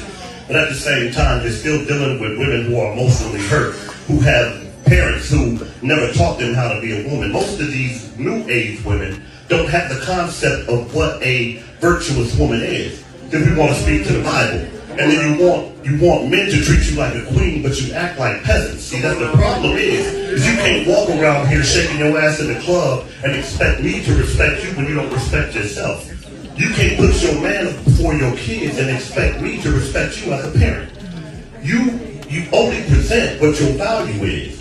And if your value is your ass, your hair, your nails, your smile, and your presence in public, but not your education, not your person, not your love, not your heart, not your interaction, not your intelligence, then we don't get to meet that. And the thing about it is that a lot of people have this conversation and it's all cute and funny when we're talking now. But when somebody tell you that this is what you presented to me, so I gave you what I thought you was worth. The thing about it is that ain't nobody coming to you nowadays, like the young lady said, with respect as a man, because I deserve the same respect you do. So what makes you think that I should value anything less than what you show me? And most of these women who are out here are drinking in the club, toe up, laughing, joking, and that's great, have a good time. But at the same time, if you don't carry yourself like a lady, what is a man supposed to present to you? If you don't carry yourself with respect and class, what the hell am I supposed to present to you? If you look like ass, I'm going to treat you like ass. And the truth about it is, everybody wants affection, everybody wants to feel wanted. And what women have done nowadays is replace the whole being attractive and being somebody of stature with the idea of being desired. Because the more men they want, the more powerful they are, and they think that's going to get them a good man. You could have all the money in the world, you could have a good job, you could have a banging body, you could do all of this and still be messed up in your head, and it makes you the most unattractive person ever. But this is what we get. And for every woman who sits in this room and says that I am not that woman, 4 of your girlfriends are. And the bad part about it is that I ain't got to deal with the conversation and laugh and joke, and I can get mine off and just go home. Then why would I have to go through this with you? Oh my God. A man in a room full of women reading modern women like a book. I tell you, man. Hey, Pilgrim the Sufferer. Appreciate you for the $4.99 sticker for sure. And then also Sir Francis, Jeff deserves his flowers. Undisputably the YouTube MVP of 2025. Listen, man, I'm building something special, and I think this is, I'm happy to do this type of content, and I appreciate you guys really supporting the wave for sure. So before I even read that, so getting back to this particular thing, leading with sex, as the gentleman in that clip actually stated, oh my God, I don't understand. Okay, I'm gonna try to give as many metaphors, analogies, whatever I can find to try to help you understand what this looks like in the dating market, ladies. Okay. When you want a job and you are going in for a job interview, which you apply for, and you arrive late, you wearing pajamas, you don't look like you've washed or showered, you're rude to the person who's trying to interview you, you're not answering the questions that they're asking you, and you're showing them experience that's irrelevant for the position that you're actually hiring for. Everybody and their mama would say, this person don't want this job. This person clearly does not want this job. Late, wearing the wrong stuff, rude, ignorant. Why'd you waste this potential employer's time, the hiring manager's time? Why'd you waste their time? You spelled your own name wrong in the resume. You put no effort into factoring it in. What would the employer want? What would the employer expect for you to get in qualified, for them to see you as qualified and see you as a good fit for this position? You literally did the opposite of every single thing that you would expect the person that wanted the job to do. Then when it's time to ask or state that you want marriage or you want long-term commitment with men to take you seriously, you look at escorts, prostitutes, 304s, streetwalkers, women that's living by transactional ways, how they display, how they act, what they lead with, and you decided, I'm going to do the same thing and expect a positive outcome with the men that I want on the other end.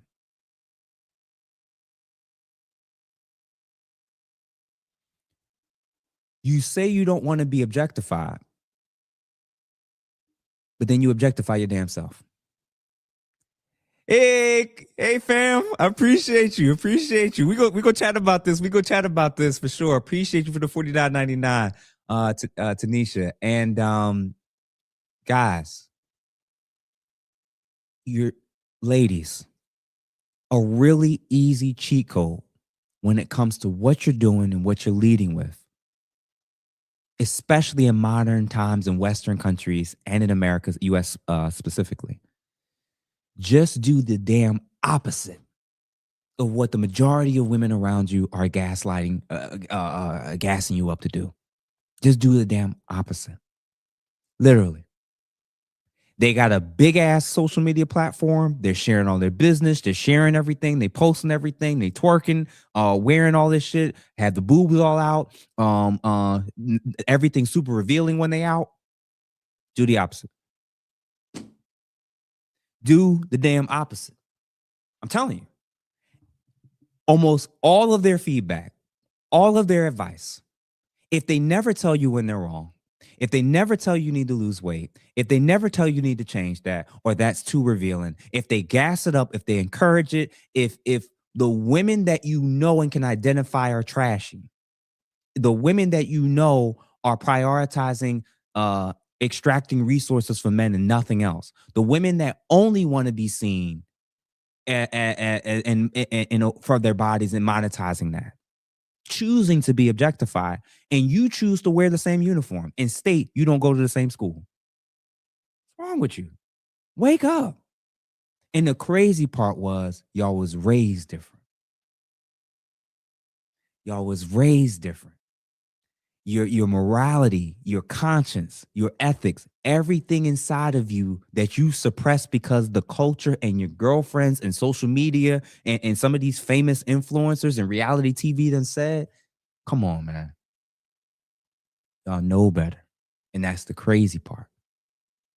And overwhelmingly, what has it led to when you've led with sex? Men that only saw you for sex. And then even after 10 to 15 or 20 years of doing that, you still continue doing it anyway. And then you'll argue with the men that are trying to tell you how you're hurting your image and your prospects in the dating market. Well, it's possible. There's always a man that's going to be accepting of it. It's never, ever, ever a man that respects you or that other men respect. It's never a man that respects you or that other men respect that's cool with that. And remember, because the women, the feminists, and they got the hold on language right now. Everybody, now we got to redefine what it means to be a woman. We got to redefine. So now when a man has standards in this area, he's insecure. You literally just got to do the exact damn opposite of what all the women who dress, act, and behave exactly, just do the damn opposite of what they're saying. and you're going to have a much, much better outcome. If y'all watching this right now, and if y'all feel like this is actually good, meaningful advice and feedback, please, please, please, please, please. We look like we got about another 40 people that's been added since I last said this. Y'all, please send this to your sisters. Send this to wives. Send this to your aunts. Send this to everybody that you know, especially the women. And I also think for the men, especially the younger men, these are things that men that know a lot about women, we know this and just don't talk about it. Not publicly. We may talk amongst ourselves with a core group of guys, or we just know it in our heads and approach women in the same way. If you're leading with sex, my assumption is that's all you're good for. Because you lead with your best foot forward. So what you're communicating to the public, what you're communicating to men, what you're communicating to the men that you claim to want is that the best thing about me is when you nut in me. That makes sense now? Are we still running around with you can't shame people. Oh, insecure. Men don't give a fuck about what y'all got to say about class and classless, standards and ratchetness. There's a difference. We all know what it is. And just because you try to pretend, just like when you all say you're all 10s, we actually know what a real 10 is. And it ain't nobody in y'all circles. 10s get paid for how they look. They get paid for what their aesthetics are. So if you don't even make money off your image just for people to just see you in your face, but we got to pay $49.99 for you to bend over, that's what you're leading with. An equivalent of this for men, so make sure you understand this, is the men that lead with money. And then bitch and complain later on that all she wanted before was my money. What you lead with? What you offer? And if you was leading with money and women took that money and then they saw that was the best quality you had to offer, when they find a man that offers anything more than just money, that's a very easy trade in women's eyes, bro. So when a woman who also could potentially be good at sex, but she's not leading with that or offering that up front, she's offering femininity, softness, wanting to be a helpmate, submission, wanting to find out what's my goals and aspirations and how she could help assist with that. She's now way more valuable than the woman who can only give me this one thing that's a standard default thing that comes with all women by default. All women can offer sex unless they're sick. So how does that make you special? The same, man. Sab 374, sorry. Thank you for the $5, brothers. Remember, you will never see. Listen, man, I hope y'all think your boy is killing it this particular show for sure, and that things are going well and that people are starting to learn and pick up what it is that I'm putting down. So listen, y'all, we already have gone through 5. We got 5 more. So I'm going to tell you right now, if you thought this was good, it's actually going to get better. And it's actually going to get a little bit more entertaining for sure. So we got 5 more. And number 6 is delaying prioritization of marriage, motherhood, and children until after 30.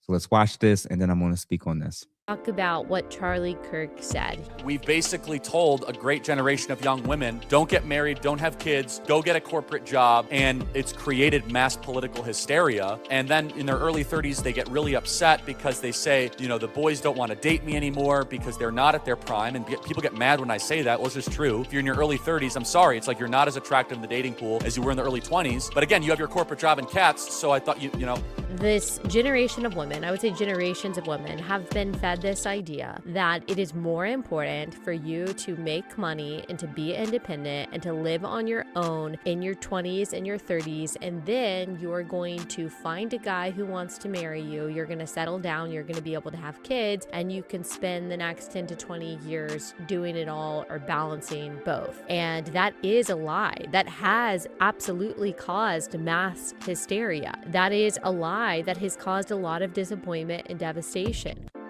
So you're almost 40, yes. And you've never been married, no. And you don't have kids, no. And you don't want to have kids, no. What have you done with your life? Well.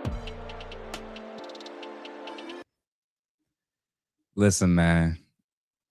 Listen, man.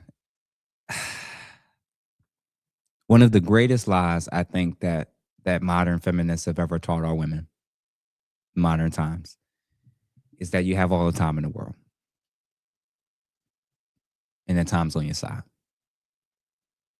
It's just not true. And it's been devastating to watch in real time in my lifetime, see women who were beautiful, had a bright future ahead of them, had an insane amount of viable options, play games, waste time, and then get to a point when they regret so much of what they've done, where life has brought them. And they're at an age and point where they're still at, I want to give an example, man. Children, right? When they're very young, they, are learning how to read, how to write, how to walk. And the expectation is, unless something's wrong or there's a cognitive delay of some kind or a physical impairment, that they get to be able to do those things and become really good at it. Running, walking, reading, writing, right? And then when you come across these random people, there's nothing intellectually wrong. There's nothing physically wrong. They were just lazy and didn't feel the need to care to read. And now a 40-year-old person can't read. 50-year-old person can't write. Luckily, most people aren't lazy enough to not learn how to walk, but you get the gist. Can you imagine a 10-year-old that has the ability to walk but refuses to walk and still crawling? That would look bizarre. That would look off. You got women who had an insane amount of opportunities. Far more than their male counterparts when they were in their teens and 20s and potentially early 30s. For many of them, in comparison to most men. And they squandered it. They squandered it. The reality is, society, culture,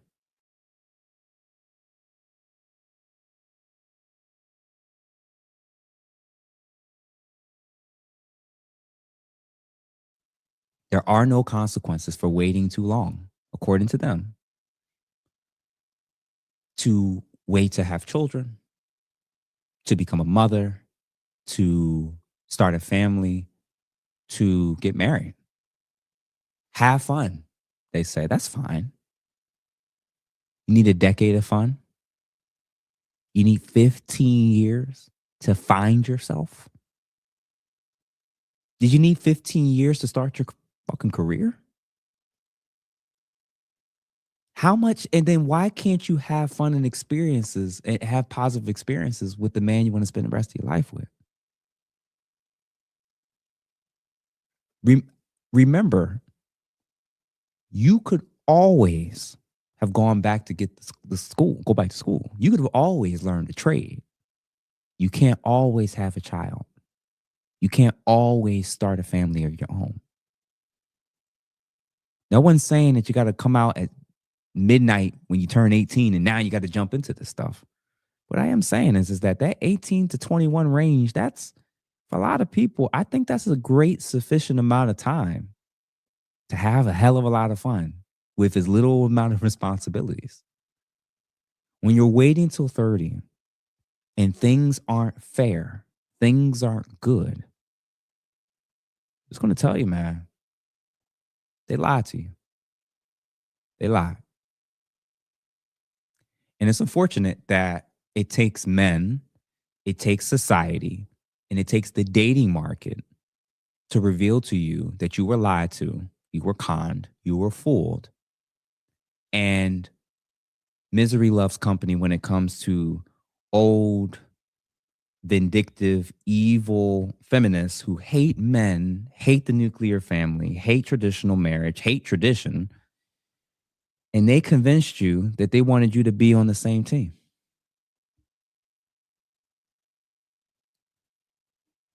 I'm just saying, man, we gotta wake up in real time.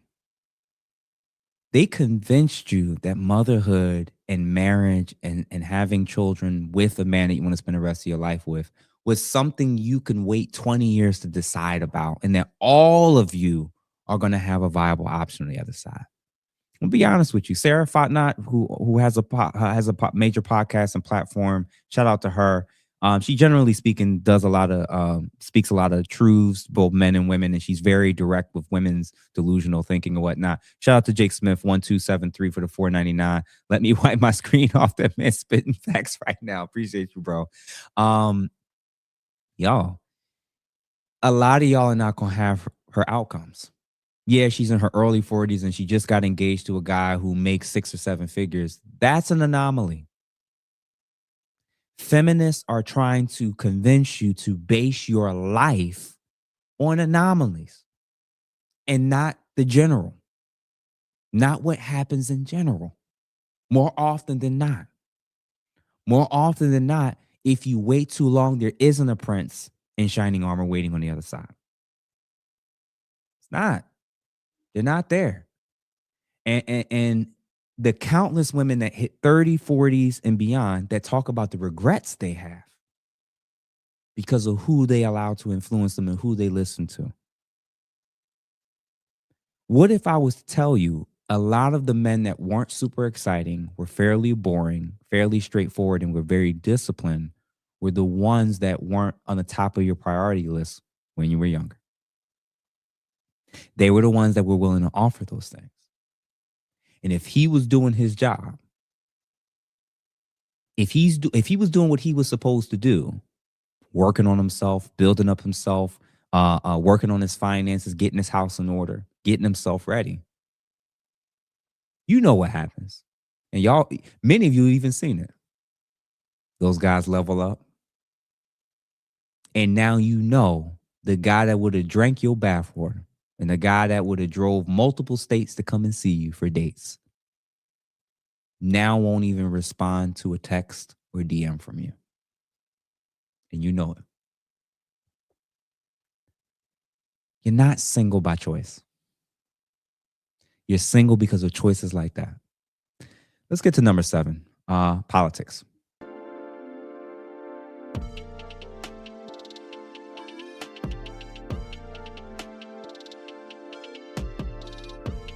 Men now avoid women. Another sign we're being punished for Me Too. This is a funny one to me, and I have recently posted it on Instagram and on YouTube on my post section, like maybe last week or so. And I thought this was worth kind of bringing up for sure. The reality is that politics has been a major contributing factor to what's going on between men and women. You can't get around it. Politics is a huge part of why there's a quote unquote supposed gender divide, and men and women are apparently more divided and potentially than we've ever been in our nation's history to some degree. And yeah, it's fascinating when you read posts like this, right? The irony. Why women, I'll just read it. Men now avoid women at work. Another sign we're being punished for Me Too. Ladies, a lot of y'all politics makes you functionally not only undesirable, but an extremely high risk option for a lot of men. And again, if you are watching this, make sure that you like it. Make sure that you send it to all your homegirls, your girlfriends, people that you know. Definitely send it to your homeboys as well. If you're sending it to people that's single, I think this could be very helpful as well, for sure. But the reason why these type of things are so ironic is because women will push political agendas. They will use political talking points and ideology, and they'll espouse things without them realizing, again, it is the antithesis of the very things you're stating that you want. You state you want a family, but you based your identity and go into marches constantly over unfettered late-term abortions. You're always running to support every woman that claims she was Me Too'd without waiting for evidence or facts. And when you believe all women, you're communicating to the men around you. If he ever gets accused of something, we know who you're going to side with. It's not going to be him. And all the women that are on the bandwagon with that are going to demonize him. When you're allowing people who hate marriage, who hate family, who hates the nuclear family, who hates male leadership, who hates even any positive aspects of the patriarchy, and are anti-men and anti-masculinity, anti-male leadership. This is a political ideology. Imagine, y'all, think about this for a second. Imagine your boy, I walk into a space. It's littered with white people, right? I wouldn't think nothing of it. But then when the moment I walk in, they put up signs that say F the N-word. They pull over Klan masks and outfits and robes. And they go outside and put a cross in the middle of the field and burn it when they see me walking and approaching. Would you think I would walk into it thinking, you know what? These guys are very welcoming. They want me. I think this is the right place for me. I think this is where I belong. Or would that tell me I need to get my ass up out of here? That's how a lot of you women carry yourselves in modern America. You're espousing ideological viewpoints that is against everything that you state that you claim and want.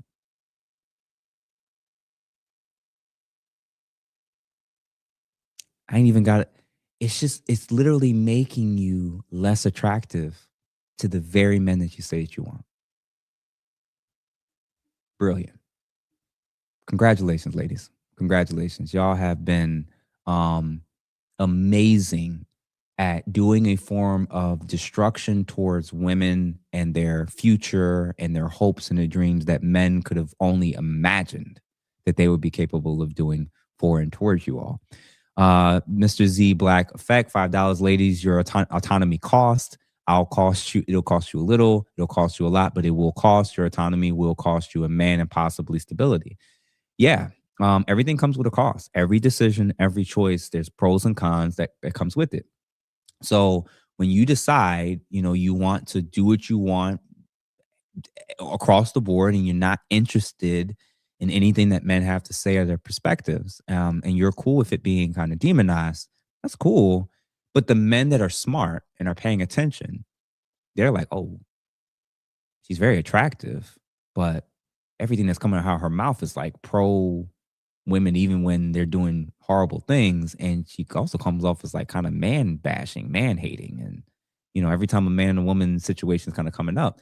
And that's the crazy part. When we watch all y'all, when y'all share things, post things, respond to things, and it's always the men ain't this, men is the, and then when it's accusation, it's always siding with the woman. You don't even know the facts. You don't know how many times she's done this with other people. You don't know anything. And then when we find out the man's been acquitted, when we find out that she lied, when we find out that she did a false accusation, where's that same energy?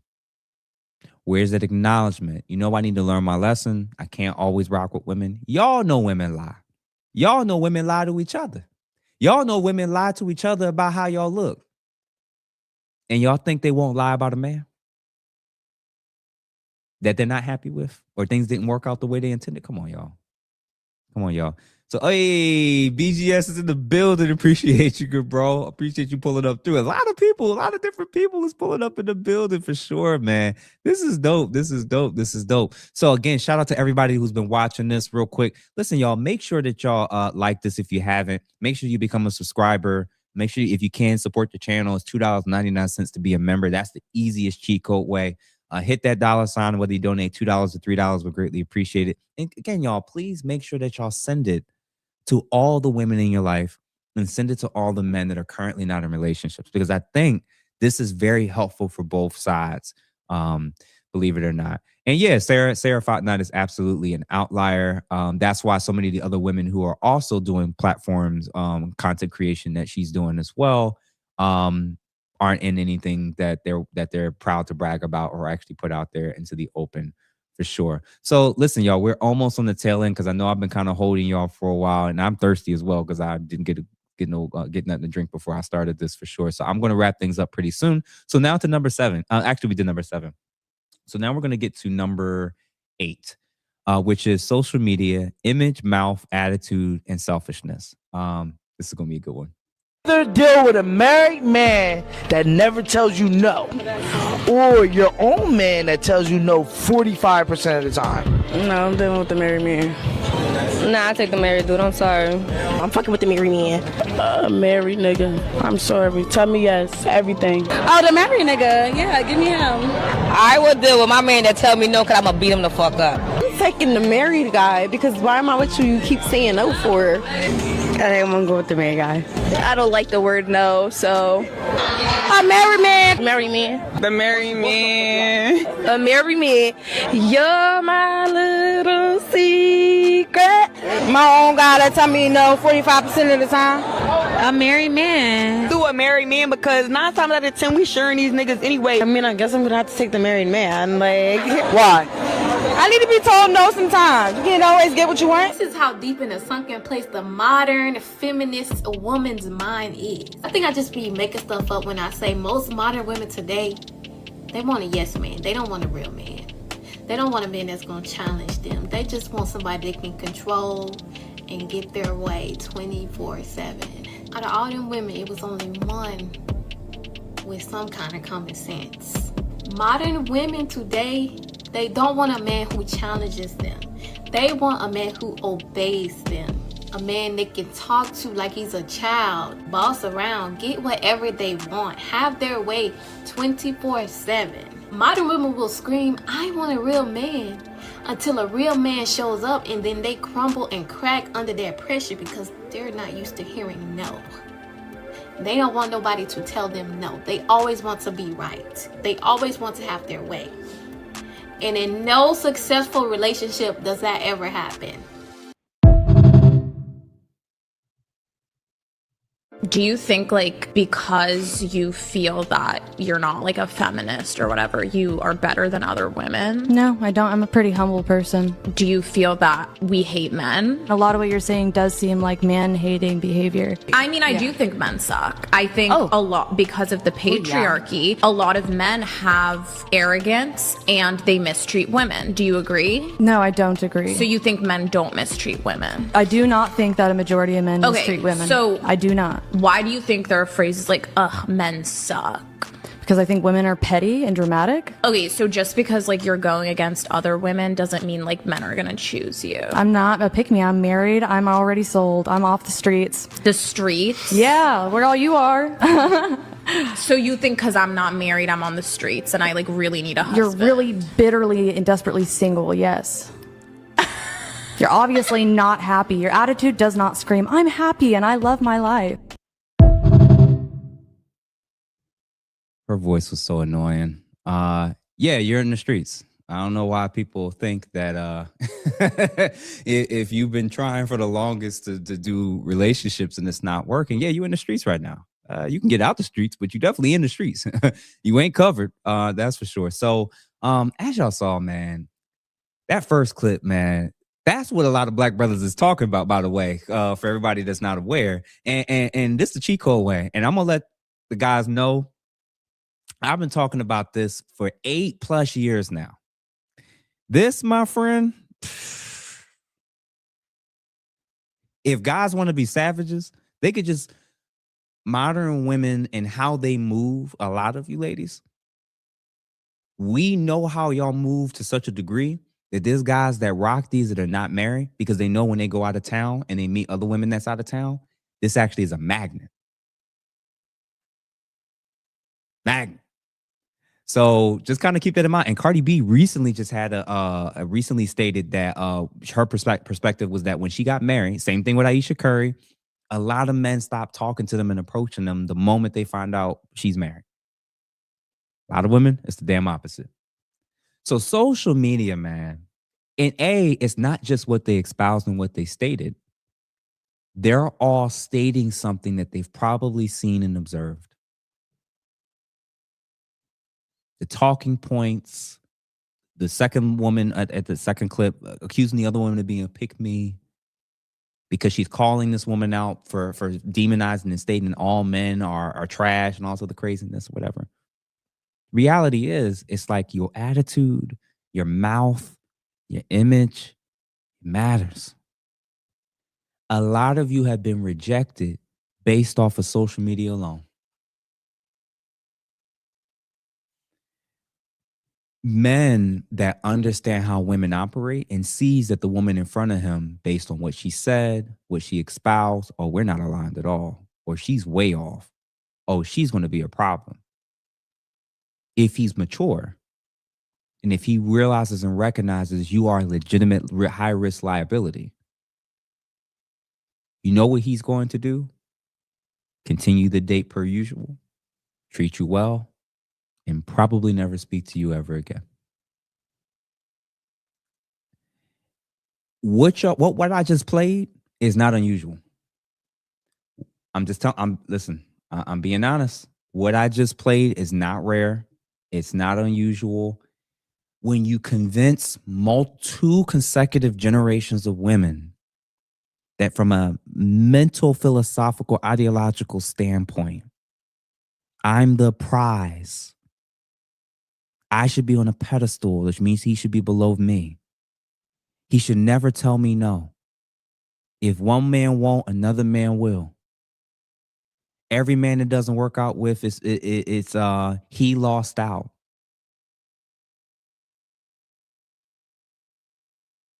I'm telling y'all, this podcast, whenever I talk about different topics, whether it's political, whether it's about men, it's about women, it's also about holding up a mirror.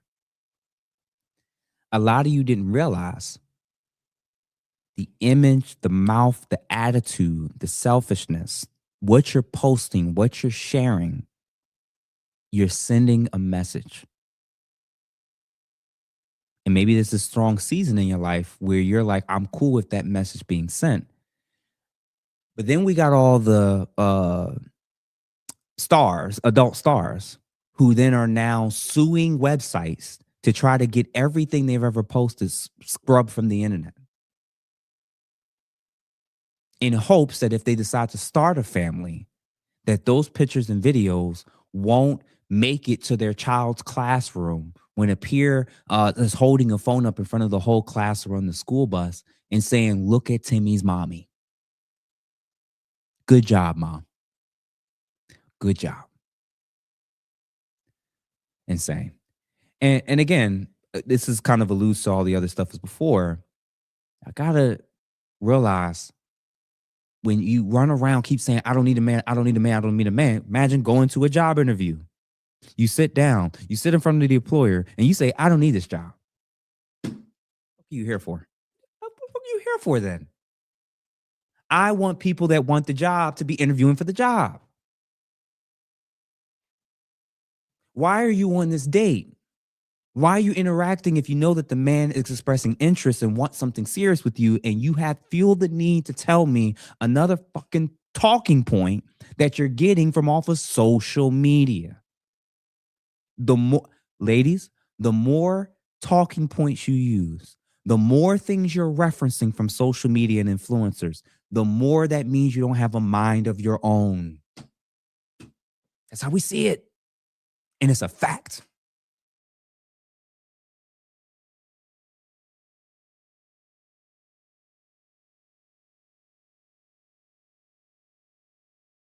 reality TV, half of y'all start problems and issues from things you watched and saw from other people's situations that you brought into your relationship when it wasn't even an issue. Please make sure, if y'all haven't liked this, share it with all your girlfriends, all your homeboys, your aunts, your uncles. I think that this is definitely pretty dope, because I think even with the ladies, if you start hearing, oh, I do this, I do that, you can actually stop doing it now. You can literally stop doing a lot of this stuff right now. You want to know one of the most attractive things to men nowadays, based off of how social media and the internet and all this stuff's kind of been at play? Women with private pages, very minimal people on it, very low percentage of men that's engaging in their stuff, or no men at all, or no social media at all. Nowadays, that's actually very, very attractive, because that means there's hope that she has more of a mind of her own. You know, that's how we see it. That's how we see it. The Humble Hurricane, appreciate you for the $5. The phrase single by choice, when deciphered, translates to single from choices. Absolutely, absolutely, absolutely. That is the truth. You are, more often than not, if you are not a virgin, if you have not been sexually abused in any way, and if you are not asexual, chances are that you tried to do what you could, and it didn't work. And after a string of failed experiments, now you're running around telling everybody you didn't want it all along. Ma'am, it wasn't a choice. You chose wrong, and it led to your current outcomes. Smash the patriarchy. Literally, that's what y'all been doing. And that's the message you sending, by the way. It's the crazy part is, you'll talk about the patriarchy, you'll talk about how bad and evil men are, you dress in a way to get all their attention, you're charging them $3 or $4.99 every month, and you got the craziest body count in the world, but you also hate men. What a way to smash the patriarchy, ladies. Unbelievable. Yeah, man. I remember that Duke lacrosse team situation, man, when with that scandal and that outright lie, and what happened to those players, what happened to their families. Insane. And Jason Derulo just came out with his situation, which I will be covering in the near future when I do an episode on the truth about Me Too, for sure, as well. All right, so let's get to number 9, because we're actually almost done. So number 9 is titled, When Your Girlfriends and the women in your life and the women you follow and are influenced by potentially hate men. So let's watch this. All these posts about, women living in an only woman's town. I would never live with you bitches. Oh. Women are not nice to each other. Are very delusional about who y'all be, about y'all behavior. Mm-hmm. A lot of women think that they are upstanding women, but look how y'all treat each other in the real world. Because the same women who are going to like this post are also in a group chat talking about another woman. Once y'all identify another woman as a threat, y'all turn into monsters. Real wicked. And y'all really only like women who y'all see as inferior to you. Yeah. That's why so many women on this app telling other women what to do. Look how y'all gossip, click up, want to compete. Look how y'all treat beautiful women. Yeah. Hell fucking no. Look how y'all raise y'all motherfucking sons. And then say niggas ain't shit. Well, who the fuck raised them? How many times have you smiled at a woman and she rolled her eyes at you? Oh, yeah. Or you've been walking down the street and she looked you up and down? Insecure women are very dangerous women. And a lot of women are in denial that they are insecure. A lot of women have false confidence. Women know how to mask very well. A lot of women have a false sense of self. I'm not living in a town with a whole bunch of women who never took the time to face their trauma and walk around playing victim. It does not reflect or show up in the real world. I'm not seeing it. Where y'all at? Yeah, fuck no. Fuck that shit. You'll never find me in a women's only town. And if it's gonna be a world with only women, please take me out, because I don't want to be around women. I cannot stand some of their behavior, and they cannot be trusted.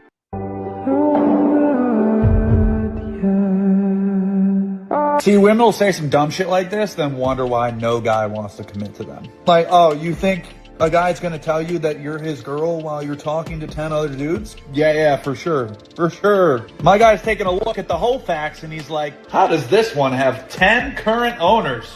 I think I'm gonna pass. Single women keeping other women single. They're gonna write about this shit in the history books. It's a tale as old as... Single women keeping other women single. It's the most fascinating thing I think I've ever observed over the last handful of years, man. Even when my place of employment, when I work, I've built a pretty decent relationship with the women who I work with, all of which are older than me. And listening to their advice when it comes to how to react, respond, and engage with women was fascinating. More often than not, like I'll just flat out state, man. Most women are horrible when it comes to advice, when it comes to relationships with men. That's reality. And that statement that I made includes women who are therapists and psychologists. Hate to break it to you. A lot of them are horrible. Flat out horrible. And I stated it on somebody's podcast. I don't remember if it was Dr. L or someone else.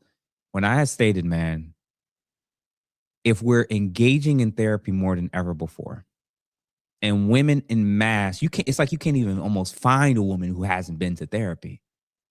And women are happier than ever before. And they're lonelier than they've ever been. And they don't have the outcomes they want relationally. I think there's a whole lot of feedback, advice, strategies that's being recommended. This advice that they're giving a lot of these women, the advice is great if you're trying to teach women how to end up being escorts and prostitutes. That's actually amazing advice. Don't get emotionally attached. Focus on the money. See what you can get out of him. TTT. Oh yeah, make sure you wear what you want. And if he tries to challenge and state that he's not comfortable with that, call him insecure. Like, bro, the advice. You better than that. You better than that, ma'am. I'm not going to say all single women don't have no legitimate advice, because first of all, there's women that are married that also give really bad advice too. My lens has always been the starting point. Do they have a healed perspective of the opposite sex? Men and women included. Do they have a healed perspective of the opposite sex? Because as a woman, she'd be like, well, I'm going to my guy friends. Your guy friends gay? Your guy friends hate men? If your guy friends always side with the girls, he ain't going to tell you what you need to hear. Give me the bean. If he can only look at things through the female lens and won't explain how a man, and most men, especially men that actually have masculinity, would approach things, he's no better than your single girlfriend. Single women and simpish men and effeminate men are what's keeping a lot of y'all single. And then you're claiming it's your choice. No. The people around you is what's keeping you actually single. So, got one more, y'all. Number 10. This is going to be my favorite one for sure. And it's the one that everybody seems to just, well, ladies anyway, seems to just struggle with the most. Loss of power and leverage in the dating market over time. I don't care what age you think is transitioning from young to, oh my gosh, I'm old, but I'm going to argue it's 35. I'm 34 years old. I turned 35 in May. And here are 3 things that recently have started happening to me that make me realize I'm there. I'm in the transition. Number 1, there's a group of younger guys, high school, college age. If they look your way, if they even look your way, you think I probably look like one of their moms. They're not checking you out. You probably look like one of their moms. Number 2, I no longer look in the mirror or check my makeup to make sure it looks good. I'm checking my makeup to see where it has settled into wrinkles and where I need to smooth it out, because it is definitely in my forehead wrinkles, my frown line, and definitely right here. So I have to just smooth that out of my wrinkles at least 3 times a day. Number 3, this one has hurt my feelings recently, but people are no longer shocked when I tell them my age, and I need them to be shocked. What? Hey, Hey. Oh, yeah. We gonna sit on this real quick. We gonna sit on this. Oh, man. This is Stacy Dash started the OnlyFans account at 58. Let's continue. My bad.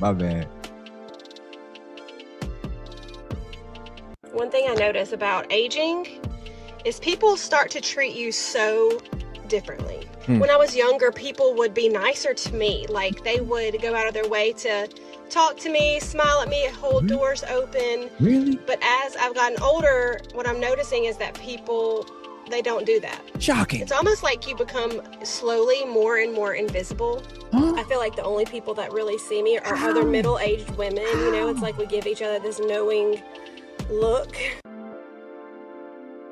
Oh, my God. She still thinks she the prize.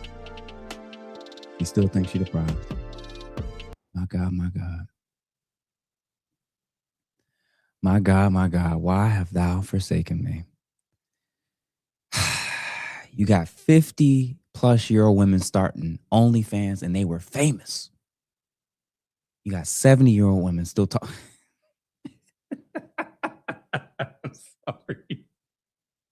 I'm sorry, this is not funny. I'm sorry, but like, what's crazy about it is like, yo, these are famous, well-known women that are older and over the hill and they hit the wall, who are now resorting to letting social media know what they're looking at. We saw with Vivica A. Fox and all the others or whatever, right?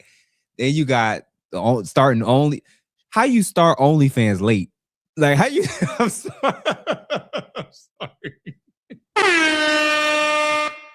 How you start OnlyFans late? Like,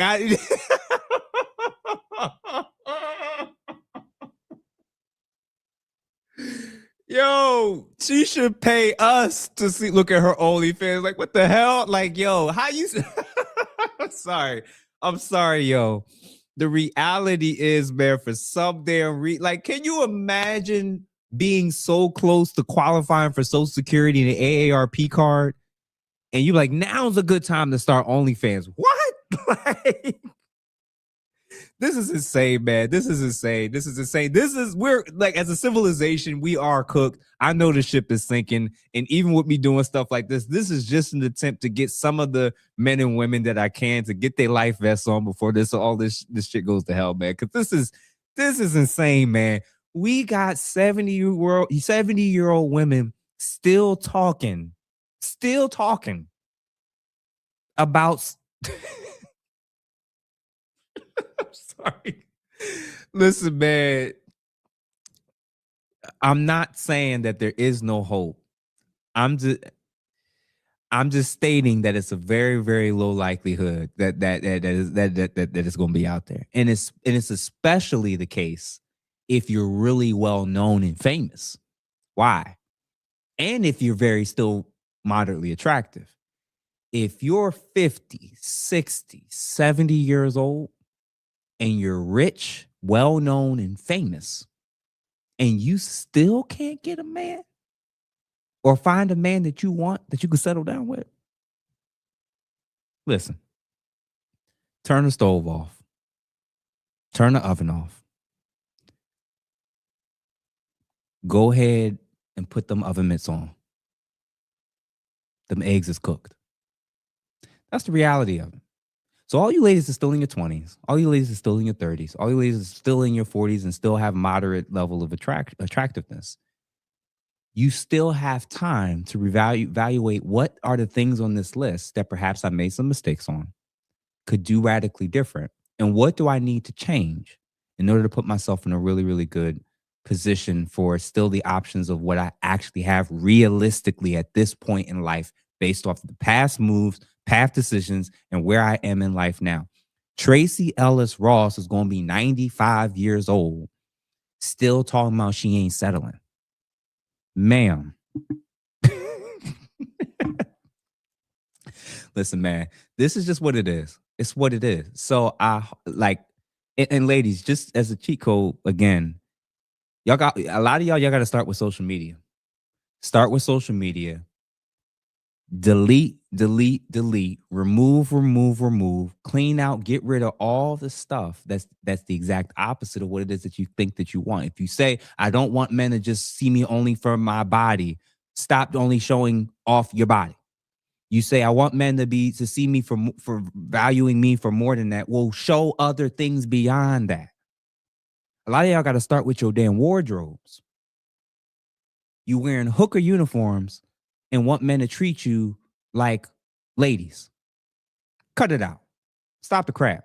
You right. Hey, D Rebel, you absolutely right. I think this do need like 1 million. I do think that this needs 1 million views. So listen, y'all, if everybody in this chat sends it to everybody that they know, we never know, man. This may be the 4th or 5th time your boy might go viral this year. So for sure, listen, this is all based on y'all. All I can do is just present the information. It's for y'all to take it and send it to everybody as possible. This was very entertaining. It was very fun.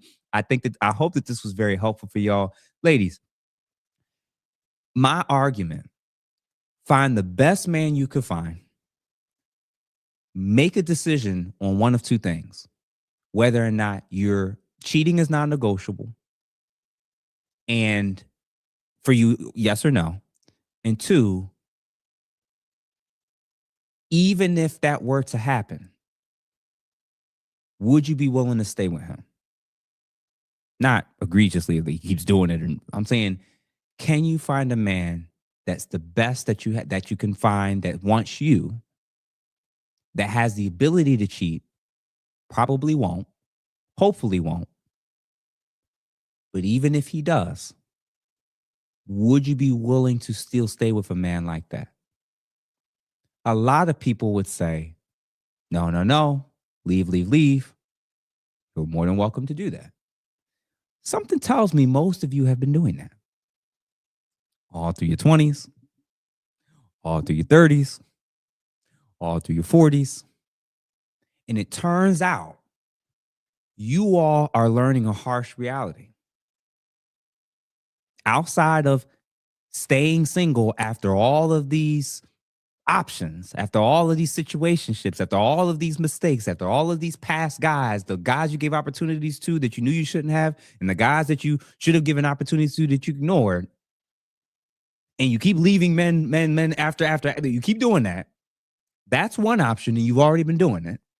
The secondary option is to find a man that checks off so many different boxes and that come up with rules of understanding for your relationship. Do not include your girlfriends in it. Get off of social media or drastically reduce what it is that you're showing and displaying on it.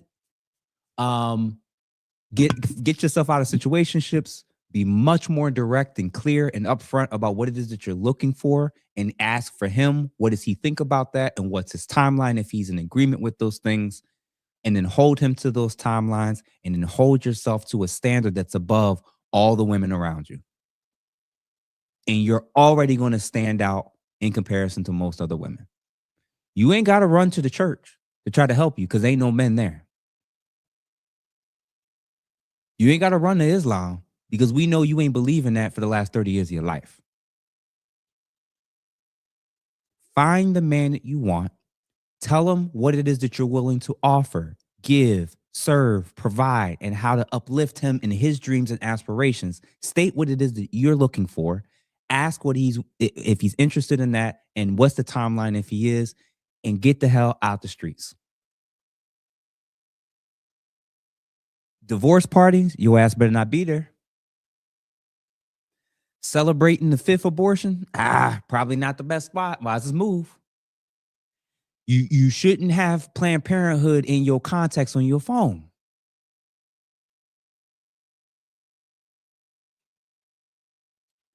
So listen, y'all, I hope that this was helpful. I hope that y'all got some good laughs out of this. I thoroughly enjoyed this. I thought it was pretty funny. So in conclusion, like I said, outside of being a virgin, never ever having been in a relationship, being a widow, or a general response to maybe a major violation in terms of physical or sexual boundaries, chances are that, when we look at your past decisions, choices in men or women, but in this case, men, and the lack of success that has led to your current singleness, it doesn't appear, and it's actually quite clear that it doesn't appear that you're single by choice. It seems like you're single because of your countless choices that's led you to this point. Now, the definition of insanity is continuing to do the same thing over and over and expecting different results. So maybe the way that you dress, maybe who you're surrounding yourself with, and this is a key part, maybe a lot of the influencers who you keep watching, keep donating, keep following, keep buying tickets for, isn't actually helping. How many books, how many conferences, how many tickets, how many yes girls, TT, and all the bullshit, and sprinkle. How many times you got to keep listening to people who either don't have the outcomes you want, has a man that you wouldn't respect, or doesn't even have the outcomes that they're preaching everybody else to try to get? Imagine somebody telling you, get in the car with me. I'm going to take you somewhere. They've never been there and they don't know how to drive. That is who you're listening to more often than not, ladies. And this includes listening to some men and some women.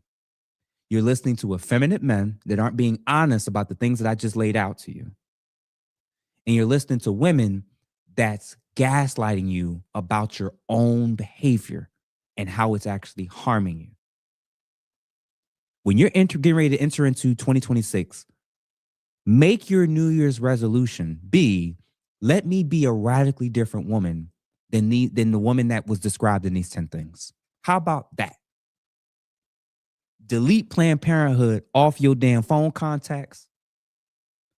All your homegirls who got that ratchet lifestyle, time to distance yourself. Family members, distance yourself. If you got a bunch of aunties and mothers and women in your life who only speak against men and speak against marriage and speak against commitment, it's time to separate thyself. It's often the people who don't post and speak on a lot of these things, and they're not content creators, just regular people. They're actually the ones that's living the thing and living the relationship that you actually may be actually wanting.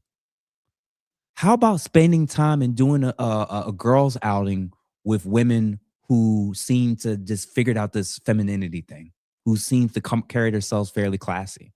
How about going to a fine restaurant with them and asking them, hey, for this outing or this special event, like, what should I wear? How should I dress? And you start to learn the rules. Very soon, I'm going to have 2 ladies who I recently had on this platform in interviews, where the 3 of us are going to be collaborating and making a major announcement soon specific for the ladies, because I already got a men's group, self-improvement group, which is on Tuesdays.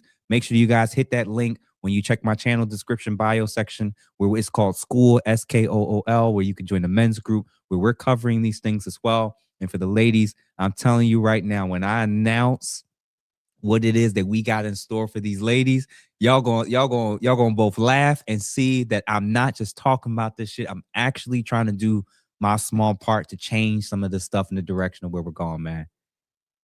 As funny as this stuff is, it's also sad. It's also sad. And my goal, regardless of your past moves and decisions, regardless of where you are presently, it doesn't mean that you have to be there this time next year. Not that long ago, I was at a place where I thought I wanted to die. Now I'm talking to thousands of people, and people are DMing me and reaching out and talking about how they've learned so much. They're encouraged. I was in Atlanta last week on Thursday. 5, 6, 7 people stopped me in the airport, in my Lyft, at the event. Even somebody recognized me in Newark, New Jersey this past weekend. And at one point, I thought I wanted to give up. So you could end up in a radically different place, radically different point in life, but you got to acknowledge how you got there. And you have to acknowledge how you got there. How your decisions got you to this point. So no, you're not single by choice. You're single because of your countless past choices and decisions that's brought you to this point. I hope that this was helpful. I hope that this was fun. Please, please, please send this to everybody you can. Send it to as many women as you possibly can. Send it to your homegirls, send it to your cousins, send it to your girlfriends, send it to everybody. Let's see if we can turn one of these type of episodes, one of these original content episodes, to be the one to go viral, and we'll see what happens from it. So hopefully I made y'all proud with this episode. I hope it was entertaining. I hope that it was fun, and definitely y'all, do me a favor. Besides comment, like, and subscribe to the channel, comment on other major content creators' pages on their comment section, and send this or tell them to check out this episode, especially the ones that react to things. That's another cheat code way I think that we can continue to build up this platform. Greatly appreciate y'all, man. Shout out to the ladies who watched this, enjoyed it, was entertained, and also maybe learned something from it.